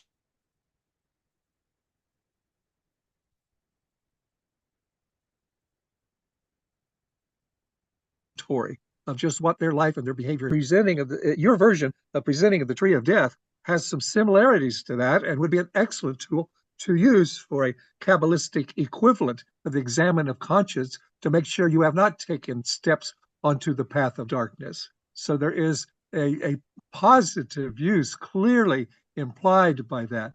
But I have one little problem with that free will thing, and that is I am never sure that I know what I want to do. And going along with that, I'm not at all sure that what I want to do is necessarily the right thing to do. For example, some might say that a masochist married to a sadist is a marriage made in heaven. But I would suggest it's a marriage made in hell. And even if one of them wants to be tortured and the other one enjoys torturing, that would not be a healthy expression of free will. So where is the regulator principle? The best I can get out of the way you're presenting it so far is what's called the silver rule rather than the golden rule. The golden rule is to do unto others what others would want you to do to them. And the silver rule is simply don't do to someone else what you wouldn't want them to do to you. Kind of a different notch down, in my opinion. Well, I've blathered again about all of this, so I'll just shut up and see if you can anything to say on this. Any help there? And one other interesting thing about the tree of death is that, for example, I believe most of us are not responsible for writing fake news to a site or things like that. But in our day-to-day life, who hasn't told a small lie? For example, I don't want to talk to my mother on the phone, so I ask my wife to say, "Oh, I'm in the shower." Fuck, I am in the tunnel. It's not as heavy as a political major broadcast company says political campaign lies. But you are on the tunnel. You are just sniffing its air. Yes, that's what the examine of conscience is for, is for a little self-honesty when it comes to our desire, the world of our desires. Very true. The examples that I give are absurd, but they're not the worst ones that I have. And if you start studying this tree, you will get yourself to horrible examples. There's a guy from South Africa here. Where is he? In South Africa, I believe there are several. It is kind of hard as you go. It's hard to get to the bottom of the tree of death. It's difficult. We don't have the imagination of the cruelty of humankind. It is kind of hard as you go. We probably do not even understand how much cruelty we have in our own hearts.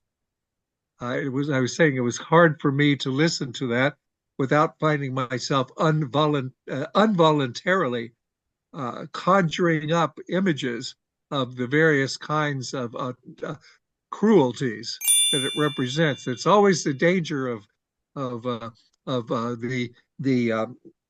study about evil, not of doing evil, but just the knowledge of the evil part of the tree of good and evil, is that it has a contaminating ability to contaminate, if nothing more than our fantasy lives. It presents a difficulty simply for that. One's hands are not totally clean when one is messing around with you know what. Well said. It's quite contaminating, even the knowing of it. Okay, let's go to other questions, if I may. Caleb is asking, how would you characterize Tikkun Olam? Why is it important? Tikkun Olam. What is Tikkun Olam? I'm not familiar with this term. Okay, let me skip it. And Caleb, if you can share more about or rephrase your question, the first question. The second one is, what does healing the world look like from your perspective personally or Masonically? As you observe the tree of death, you see that you can only change the world by changing yourself first. But I believe deeply that the first path that I showed you, that Qliphotic, it should be focused on Tav, that's studying a lot. You can change the world if every children in the world has access to a good school. So if you can give schools to children very small, and they spend the whole day at school and a lot of time there, and they learn a lot, and they speak other languages, and they can learn about the environment and the surroundings and everything like that, this is the only way we can change the world. Okay. And that's why it's the first thing that the tree of death attacks. Qliphotic means bad schools too. It's the first things that a dictator government or a dictator or a corrupt government do is to remove money from the education stuff. In Brazil, at least, but I believe it's the same in every country. The educational system is the first system that they take the money from. And they usually move it to the weapons system. Well, just for clarification, Tikkun Olam is a Hebrew phrase that means repairing the world. So the okay, I know. It's Tikkun. It is Tikkun in Portuguese. I know what it is. So Tikkun Olam is to give back to the world whatever you receive. The Kabbalah means to receive. So if I give you a letter, I received Kabbalah, but I'm Brazilian, I speak Portuguese, I'm Freemason, I have all my context. So I have to give back to the world whatever I learned, but in a better way to make the world better as I die than when I was alive. I practice this by doing lectures, so people can discover who they are, and they can become better persons, and they can do their work better. This is the main tikkun. And it says that the reward that you get is the doing good by itself. There's no reward. If you are doing good, but you are expecting money or expecting something, you already get your reward. There's no reward. But if you are doing good for the sake of doing good, for the sake of making humanity better, that's tikkun. All right, thank you. So there is a question from Anna. Would it be more of a what is right to your soul as opposed to what is against what feels right? The authenticity of the soul, perhaps. And on that, perhaps it creates the experiences needed for us all on individual level that leads to that progressive evolution of our core soul, etc. Yeah, to say good or evil, I believe it's too shallow. I could say altruist versus egotism. Yeah, you have the knowledge to do something or the power to do something, and it's how you choose to do the things. You must remember that Lucifer was the second most powerful angel in heaven. So he is the most powerful demon, but he didn't lose his power. So you have power, you have the power to do something for humanity. Either it is a good thing that will improve the lives of everyone, or it is a bad thing that's, I don't know, it's egotical. You are improving your life in the sake of exploiting other people's lives. Anna, if you want to follow up it. I don't think there is a question that say, oh, this is it. I truly believe that if someone says, I have the truth, I have the only truth, you must run away from this guy. Yeah, I can actually, if you don't mind me popping in with some voice for 2 seconds. That's what I mean, though. Like you can't set up what's dark and what's light. It's a matter of perception. What's good and what's evil. It depends which side of the stick you're on. But maybe it is essentially what is right to you in your soul, and you just can't do wrong. Like there is nothing that you can go against that. Like somehow inside of us, there is some kind of indication what is right and what is wrong. But not necessarily that somebody tells you, okay, this is black and you must call it black, and if there's a shade of gray in it, then you still must call it black. But being able to judge and make your better judgment yourself, but you still need to be able to learn how to materialize that ability to know what's right and wrong and how to progressively learn what exactly it is. Does it make sense? Yes, it is blurry because you can always take these shady parts that you say, oh, this is evil, but it's not so evil. And then you kind of bend the rules to make it acceptable, so you can feel better. That's the thing, though. That may be the evil thing, just to make yourself feel better about it. The difference being some things are right and some things to your core, it's a right thing. Not because somebody tells you it's a right thing, but because in your core it's a right thing. Yeah, I do believe that there's something inner that tells you when you're doing something wrong, even if it's a really, really small thing. Exactly. You know that you're doing something that is not right. Exactly. Sorry, now I gotta get off the mic because my child's screaming at me. Yeah, and as David Felly said again, another factor to be considered. Sometimes you may thought that something was right, and then you discover it was wrong. For example, I don't know, maybe someone in the past did something or tell a lie, believing that was doing something that was best, and then he discovered that it was wrong.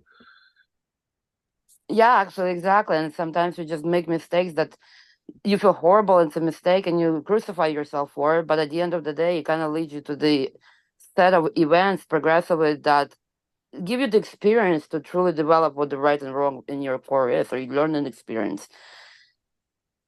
And you can see that in the structure of the tree of death, the hinders that are upside the cliff of Binah, they try to conceal everything, is the root of ignorance. But you do something that was right and later realize that was wrong. You said because you thought it was right because you were ignorant. Because exactly. if you had all the knowledge, you would know it was wrong. But exactly. Sometimes the people who were born witches, they didn't think they were doing anything wrong. Well, there's still nothing wrong about a witch. Yeah. It's just how you use what you can. I mean, just perspectively speaking, there's a lot of things that may be considered wrong or right in different traditions, and that is not even a thing. It's almost like it's more of preconditioned opinion of what the right and wrong is, which comes with a lot of fear of making a wrong move or making a wrong choice. The fear, I think, is essentially what drives people to do things that keep them not evolving, keep them not learning what the right and wrong is, keeping them from doing the right thing. Like, well, different nations go against each other, and somebody's got to make a choice. Okay, am I going to go and kill those people, innocent people, for no reason because somebody tells me to, or am I or because they're going to kill me if I don't? Or you make a stand and say, well, what's my life comparing to some other innocent life, right? So that's how maybe development of that right and wrong too. Yes, it's truly right what you said. Thanks. Right and wrong can change. Right and wrong can change. You can pick a political side in the world today. It's really, really, really complicated. The tree of death is much like a guideline to understand. But if you think of the tree of life, and then you just get, what can I do with this power, and what can I do that's really, really bad to someone or to myself or to the humanity tal, and then you get a glimpse of what should be the tunnel. And you don't study to become a master of the tree of death unless you want to become, I don't know, the best rapist in the neighborhood, or the best liar in your country, or the best dictator in the world. You won't study to do the tree of life. You would study as you study the shadow in Jung's psychology. You would know evil not to commit evil, but to know what not to do. I agree with you there. Thank you, Anna. One more question. From this perspective, when we're talking about the DC and the system which is out there, and try to explain it. So, under these circumstances, can we say that there is this, like, there is God for tree of life, there is a Satan, or whatever you want, evil you may call, which has organized hierarchy as well to implement all these bad things, because there is not only fragmental things that people lie and do some wrong things, but there is a bigger kind of picture for these lies, that they are part of or these are little puzzles of bigger picture. Can we assume like that? We can discuss this for hours. I believe that to the universe they don't care. I don't think God cares because it is so big. It is occupied building solar systems and universes and galaxies and things like that, and He doesn't really matter to God if you steal a pencil in a shop. But I believe it's more like a guide for our personal improvements as a being towards the universe. Not like there's a God, huge birdman in the skies who keeps track of what you do, as good as evil, because that would be impossible. But it's more like a guideline, I think.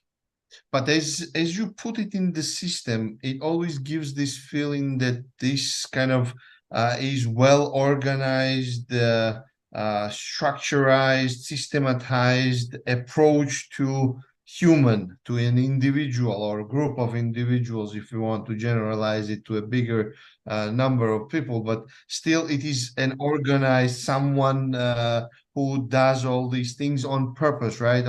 To achieve something bigger than just lie to you or have you in slavery because of his, I don't know, better access to gold mine or to food or farm or whatever it is the goal. But again, do you think that there is this organ? Again, I understand no one holds the truth here. We just discussing our opinion. So if you present this in such an organized manner, then there should be some organized forces, hierarchical forces that kind of try to implement this, or at least cherish you to act like that. It's not selfish only, but there is a bigger bad things. So what's your take on that? I do believe in when you say the words of God and the names of God from Judaism. I do believe that. I think it is some kind of organized stuff, but I don't know. The truth is something so big. This organization of the Tree of Death and Life was the thing that makes more sense to me, because it is organized. I don't know if someone created it from top to bottom, if it's an alien, an angel, or God, or anything, or the human beings that were so smart they could see through the fabric of time and space, and they got it. But the Tree of Life is something so beautiful, so complex, and so interactive that it makes sense for me. And still, I haven't found any other system that works better. If I found one, I would replace it. I'm not a slave to the Tree of Life, but for me personally, I believe this is one that makes more sense. The Tree of Death, of course, there is huge of shady elements, but if you see the Tree of Life and Death as one tree, so there's no more good or evil. It's not like a sphere, it's like a tube that you can put the most beautiful I see, David. things in on one side of the sphere and the most evil, disgusting things on the other side, and then there's something in between. There's humanity, and nothing is totally good or totally evil, and so you have the tree of good and evil, and not two different trees, that one of good and one of evil. It's one tree to rule them all. I fully accept your answer, and I understand your approach, especially making statements that this is this way and this is that way. But on a universal level, it's a big task to do. So that's accepted. The only thing what I'm trying to understand is that this tool of explaining or organizing the universe around you, or understanding the universe through these kind of glasses, kind of gives you some understanding, some order. This is this, and hierarchically this is that, and that. But kind of that's how you perceive, because of the traditions, because you didn't find anything better than this, and this is more acceptable for absolutely. That part is fine. Just I'm trying to go beyond and see whether it is our perceptions, individual perceptions, we're trying to structurize like good, bad, good, bad, good, bad, this is this, or is there some bigger things that kind of could lead our actions into something? Again, it might be a religious question more, or more philosophical, if I may, but still, that's kind of what always bothers me. When we order these things, do we see any patterns that are we manipulated, or do we have free will, or do we act as we want to act, or it's like whoever bearded guy or bearded guy, or just a universal reason that kind of plays us out? I mean, that's always a interesting question to understand. So we just trying to see what your personal perspective on this is. I'll shut up now and give the floor to David. I was going to say, first, let me apologize. My mind works in a certain kind of very frustrating way. As soon as somebody says something, my mind immediately starts asking, well, what if the opposite is true? And so I apologize for that. But it just, when you made the comment, God doesn't care, it just hit me at the wrong spot on one of my neurons. And I said, maybe God's the only one who does care. Or maybe that's what God means, is caring. I've always had trouble with Buddhism on that point, that the solution to suffering is not to care. I never bought that idea. But, maybe it is indeed the one you call the twin God. I call the imperfect anti-God, who wants to be God and failed in doing so, is the one who absolutely does not care at all about anything except himself and his own aggrandizement,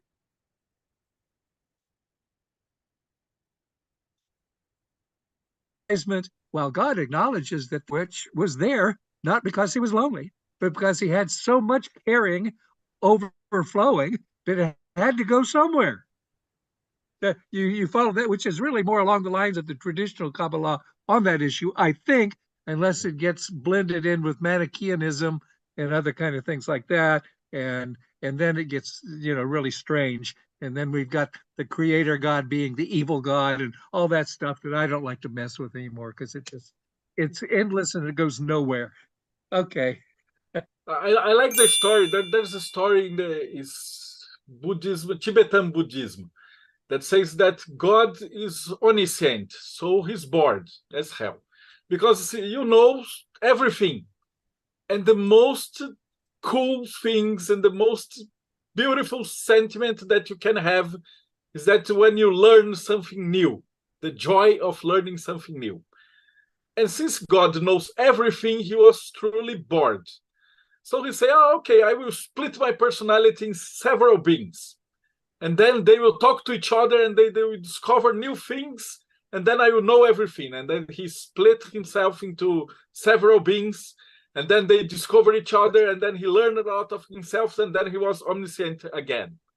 And say, whoa, that was great.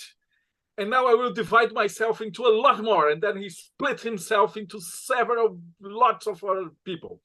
And then people began discover each other. And then he was again omniscient. And then say, oh, this is really, really nice. And then he divided himself into everyone. Then from the smallest ant to the biggest elephant, to all humans, to all the people in all planets, in all solar systems, are God. And they are trying to discover himself again. Interesting comment that was made in an article that I read recently, that the universe is too big for one God. Well, actually, I think the universe is too small for one God, and there's probably a lot more around that we don't know about. But I was going to say the other way of telling a story, it was not the overflowing of curiosity or boredom, but the overflowing of love that caused the lightning flash, all that stuff and so forth. It was just too much love to just lay there. And so God invented something none of us would ever think of inventing. And other than himself, we call it a creation. And he said,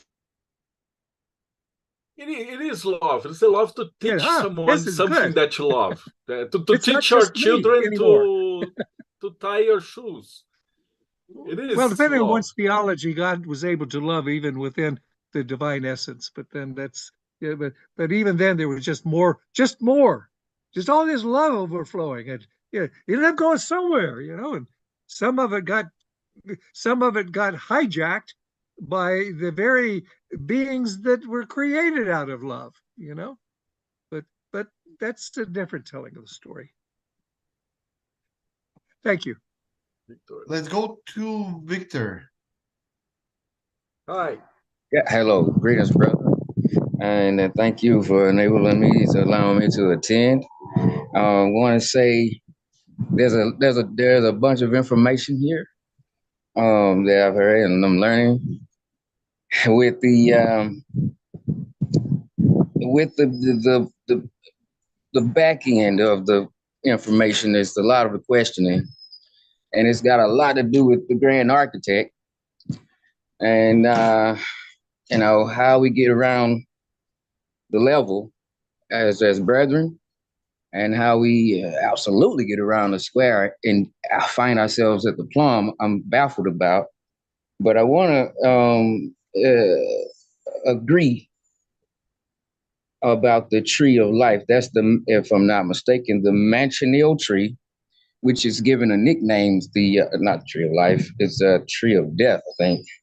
But they're one and the same in faith, in my opinion.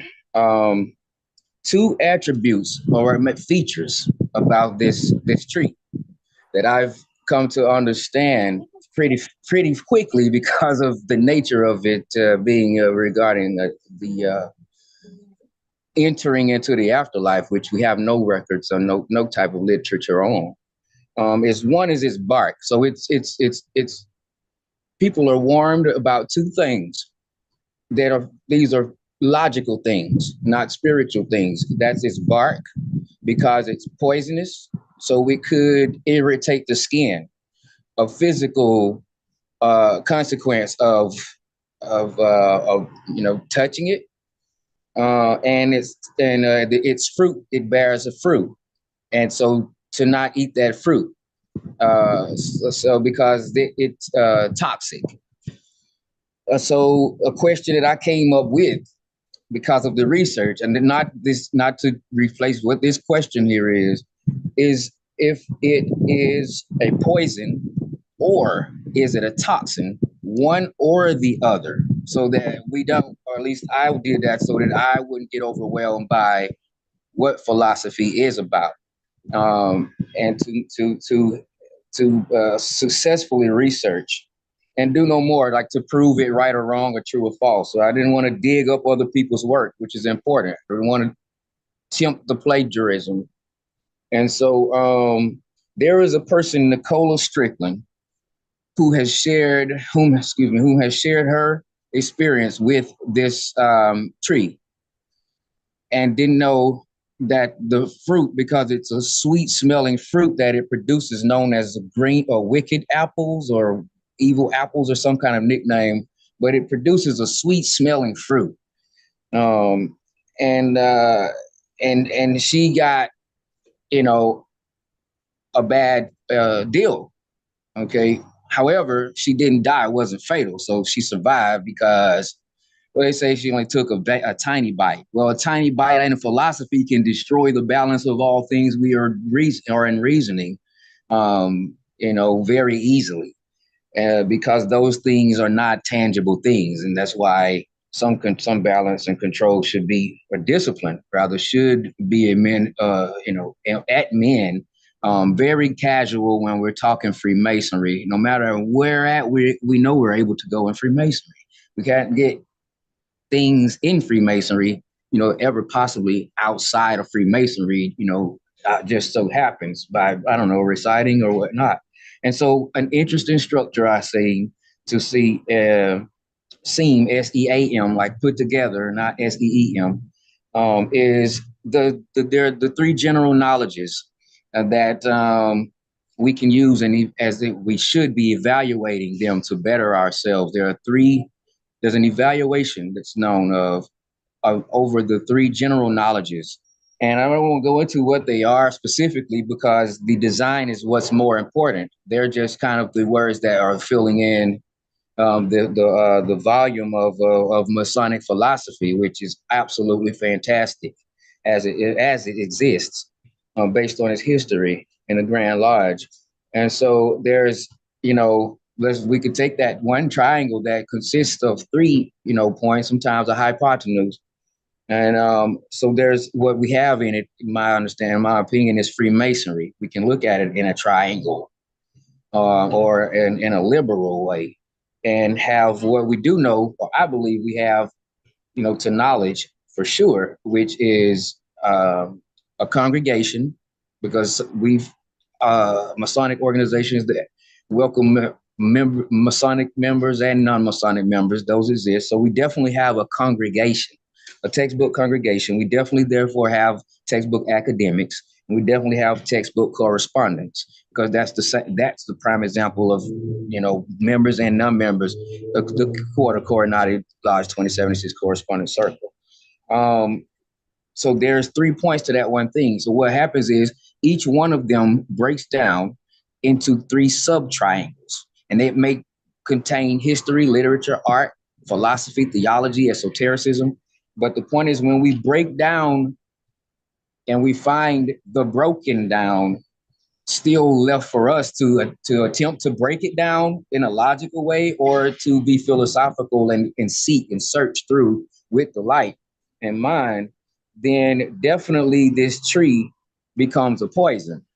And that's quite ironic in the fraternity for brethren, because we all should know what the structure of, or the framework of Masonic principles are based on the educational institution. And so there's a stem we could come to, and we could also find a mode. And these I hope we don't ever experience. A mode in liberal arts in a series of numbers is whatever number appears more than once. If it does, that becomes the mode. If there's a number line of 1, 2, 3, 2, 4, 5, the mode for that series of numbers is 2 because 2 appears the most. Everything else is going to appear in once, it's appearing twice. This is what we're going to encounter if we don't understand which one this is. Is this a poison or is this a toxin? And relax at that, because we've faith and we can't foresee and foretell the future. We could be like Miss Strickland and have a mishap, but we can survive too. And so in Freemasonry, a poison or a toxin or neither one, the means by which we come across Freemasonry equals the standard of which we profess Masonic truth. And so, if it's do not touch this tree of death, it's poisonous. And then that's one premise. And a second premise is do not eat its fruit. It's toxic. That's kind of rhetorical, redundant, which is not bad. But if we're to eat it, we're to have to touch it first. So if we don't touch it, then you're not going to eat it because its fruit is on it. So, there's some overplay of words because there is some over anxiety to get into the mystics of Freemasonry and things. And Freemasonry is not going to run away. Freemasonry is here for who can fit Freemasonry, right? I saw that in the research and I was like, well, this is just an extra sentence, because if you don't touch it, rule 1. Number 2, you don't eat of the fruit that grows on it. Well, obviously that's capitalized and encompassed in rule 1. If you don't touch it, you won't be possibly able to eat. But if you don't pay attention to philosophy and you get very esoteric and in Freemasonry, we come to this kind of situation of if eating requires a touch and contact, and touching is warned against, what extended sentence needs to go in where number 2 is transposing number 1, and it's all still based on an opinion. It's like Sister Strickland in real life, who took a chop out of one of them and survived. She probably feels better having survived than she did, even having taken the chance. And with that, I yield back. Marcelo? I was paying attention that I got lost because he says that you must touch it and not eat it. But the tree of death, in my conception, is something that you should do. As Victor said, you can study it, but you want to be doing it. As I said in the beginning of the lecture, that if you choose to follow it, it will be like a guideline to a dictator or a cult leader or a bad, evil guy. It is not meant to be a guide. It is meant to go deep into yourself, into the shadow, and learn that how deeply into evil are you able to do, or can you do, or imagining, or things like that. But as Nietzsche said, if you look into the abyss will look back to you. So this is a really complicated topic, as I explained it to David in the beginning, because as David said, when I was talking about and giving example, his mind went far, far away in the brutality and cruelty and the evilness of what humans can do. And it is a lot of evil in 1.5 hours for people to bear. I had people who got really triggered in this lectures, and people who had suffered this in their skin, and it is a really complicated lecture to give, because it messes around with the fabric of humankind. That's evil. So as Victor said, that you have to touch it before you prove it. We are touching it, and you know it is poison. I know the part but is... then yes, but once we've touched it, then we're contaminated in a certain sense. There's so much evil within us. I mean, one of the first steps of wisdom is realizing you're not God. You're not good. You're not all good, at least. You're not what you think you are. You got all this bad junk in there too, which you better figure out how to deal with, and hopefully in a constructive way, because that is a tool book. It is the Qliphotic Tree of Death is a tool book. It's a how to do it book. It is in the hands of the wrong people. That's why personally, I never introduce something like that to anyone who has not already lost, excuse this way of putting it, their virginity with respect to evil. Because if they're still, it's to some extent untainted by that, and the evil within them is not blurting out all over the place and causing themselves and others a mess, I just soon leave those sitting demons lie.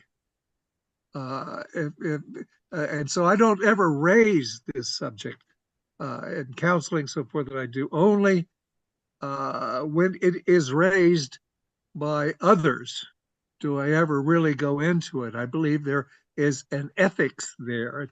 There is an ethics of occultism, of esotericism, that I think many Masons do not understand exists or embrace. Yeah. And it is real. There is a lust for the esoteric. And it's a lust that's harder, that can become harder to handle than a physical lust ever is. And therefore, you know, there's the old saying, whoever would eat with the devil had best use a long spoon. Yeah. But on the other hand, without trying, without touching, without licking, without kissing, without swallowing, I mean, how do you know it is poisonous? As the serpent said, you know, you got to try it and see. Yeah. Yeah, it is tempting because it is the curiosity of human race brought us here. So, well, that I think we will all admit, especially Marcello has been kind of saying is a mixed record at best. Well, yeah, some of the poisonous things, how humankind decided that certain mushrooms are poisonous, right?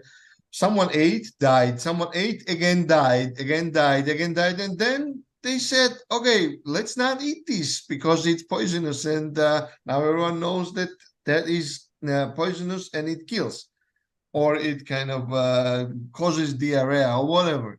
So again, to a certain extent, unless it is like a universal catastrophe. But it also is. Yeah, go ahead, please. But it is also like Marcello said there, but then you know how to poison somebody when you want to. Yes, true. Yes, true. But can you imagine? That's where the bite back. You bite into the apple, and the apple bites you back.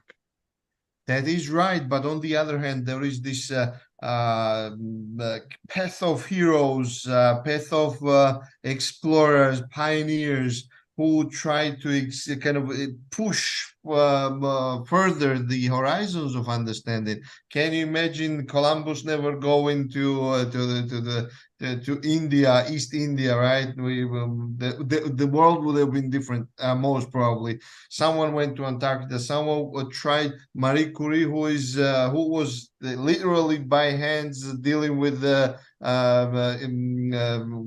uranium or whatever was the radiation. So yes, to a certain extent, the risks are there. But on a spiritual level, you do have some traditions, some things that have gone through the centuries, and to a certain extent gives you safe, let's say, space where you can develop your spirituality. But on the other hand, there is so much unexplored, and by frightening ourselves or scaring of ourselves from not touching it because it might be poisonous, we may be losing things, right? It could not be. Maybe it's not poisonous after all. Yes, it contaminates, it changes. Every new thing that we learn changes us. Isn't it right? Just Everything that we learn. Just yes, of course, you can put it on that perspective, but on the other hand, yeah, we've got this far in our development. So why should we stop? Well, can you imagine there that are the church was saying that everything, oh, well, you want to learn history, read the Bible. You want to know the science, read the Bible, it's enough. So again, the boundaries sometimes are artificial. Sometimes, yes, I mean, things are poisonous, things are good. Things are that damages us, things are that benefit us. So again, limitation doesn't help. Learning, understanding how to handle the dangers that comes with experience. So the knife, yeah, you can give it to an experienced child, it can cut itself or himself or kill someone or something. But on the other hand, can you imagine life without knife? So it's you can bring millions of different kind of examples. Well, I'm Why not we a great should go for admirer. poisonous as well. I'm not a great admirer of the Roman Catholic Church, although I belong to a tradition somewhat similar to it. I think of myself as an Anglo-Catholic. But I do think that they're correct in that they have an order of exorcists, but it's considered a minor order, not an important one. Just down there at the bottom, it's like the garbage collector. It's the one to just sort of clean up the mess. And they have absolutely no respect for the devil whatsoever. None. They just ignore him and go on and do their work until finally he gets fed up and leaves. That's sort of what a Catholic exorcism is. They don't give the devil his due. If you give the devil his due, you end up getting contaminated yourself. You just treat it as a garbage, as an infection, and you clean up the mess and move on. And it is an try infection. Not to get infected yourself. The people who has to deal with the bad guys, they are often corrupted. They start taking bribes. It is really, really difficult to be an agent of the law and not get tempted, at least. Yeah, Dragon Slater becomes dragon, right? Cops become corrupt cops. Soldiers become atrocity committers. If you take certain steps in certain directions, it's always hard to know when to not take the next step down the staircase. It is. I can give you a whole new lecture on the tree of death. That's how do you become tempted in each step of the way. In each step of the way, you have someone to come and say, "Oh, you're doing this, but if I give you some money, can you do that?" And then you're gone. Especially if you look at corrupt politics. I'm not going to talk politics. We're going to talk about politics here. If you look at corrupt politics, it is just it's an infinite number of the cases where a good person just does a little something that they know is not really 100% okie doke. They just do that little something. And then the next time it's a little easier to do that little something. And then you do a little bigger little something. And next thing you know, you're in a war crime trial. I mean, that's the way evil works. It's addictive. It's accumulative, like a poison. But again, isn't everything like that? You cannot expect everyone be heroes.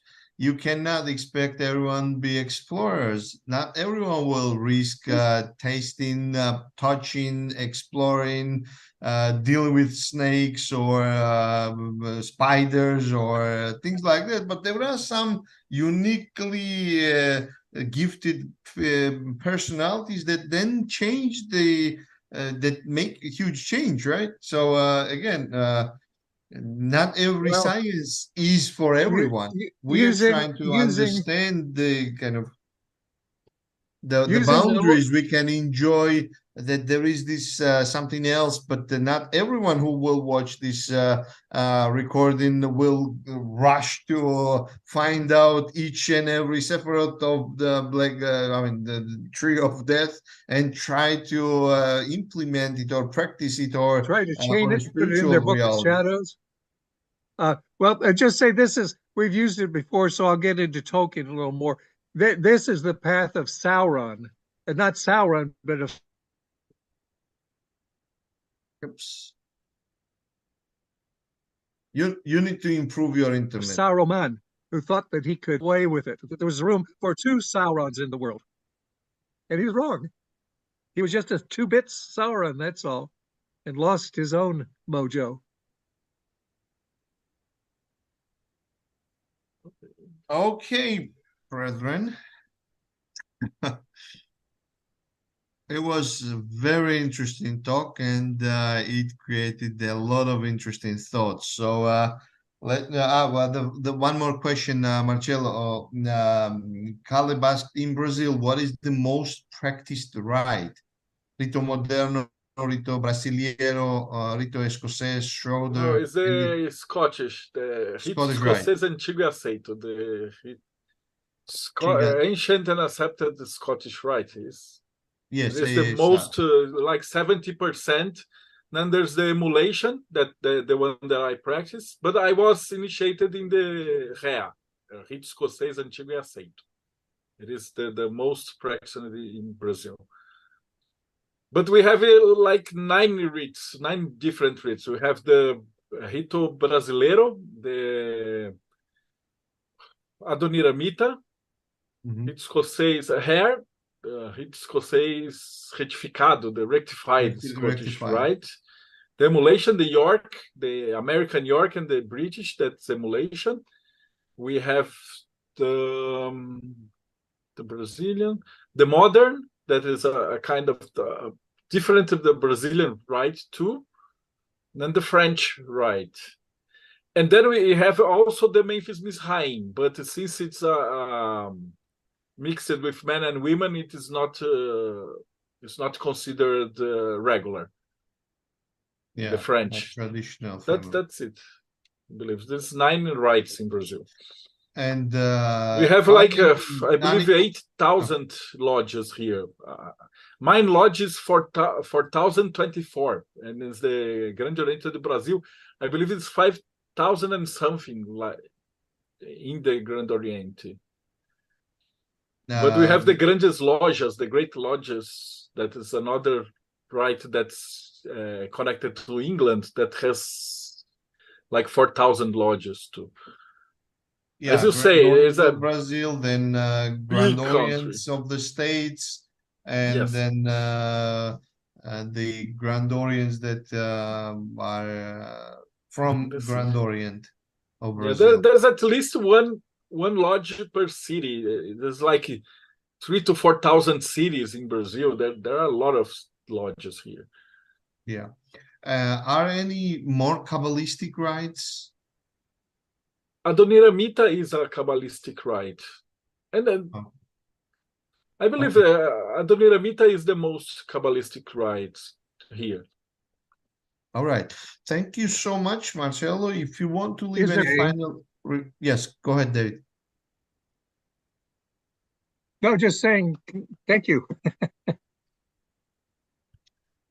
Wonderful 2 hours plus. No, it's 3rd hour going on. So, once again, thank you so much, Marcelo, and those who are watching this to the end of the recording. Today we had another lecture delivered by Brother Marcelo Del Debbio. The first one is available on YouTube of Sapere Aude. Please subscribe and share all the videos with your network. That will help delivering these interesting lectures to other participants who still might be searching for some additional light that is out there. So today we covered on Sapere Aude number 401, the Tree of Death, while Tree of Life has been already recorded months ago, and it is available on well, at least its public version, right, is available on YouTube. So once again, thank you all for participating. Anna, James, Quado, Victor, David, of course, Plamen, greetings everyone, and we'll be seeing you on Sunday with another Sapere Aude lecture. and enjoy the rest of the day. Marcelo, thank you so much. Wonderful talk. Wonderful talk. Have a good one. And if anyone wants to save the chat, do it now on your computers, and then I'll close the session. Have a great one, Anna, as well. Okay, Marcelo shared his email. Can I actually publicly share it to anyone who wants to contact with you, right? Yes, this Not publicly in that sense, but I already shared the link to your website. So okay, this one, YouTube. This one. It has also interviews. It is mostly Brazilian Freemasons, but we talk about a lot of other things. Wonderful. Okay, we'll keep in touch, and thank you. Thank you. Have a good one. Have a good one. Bye-bye.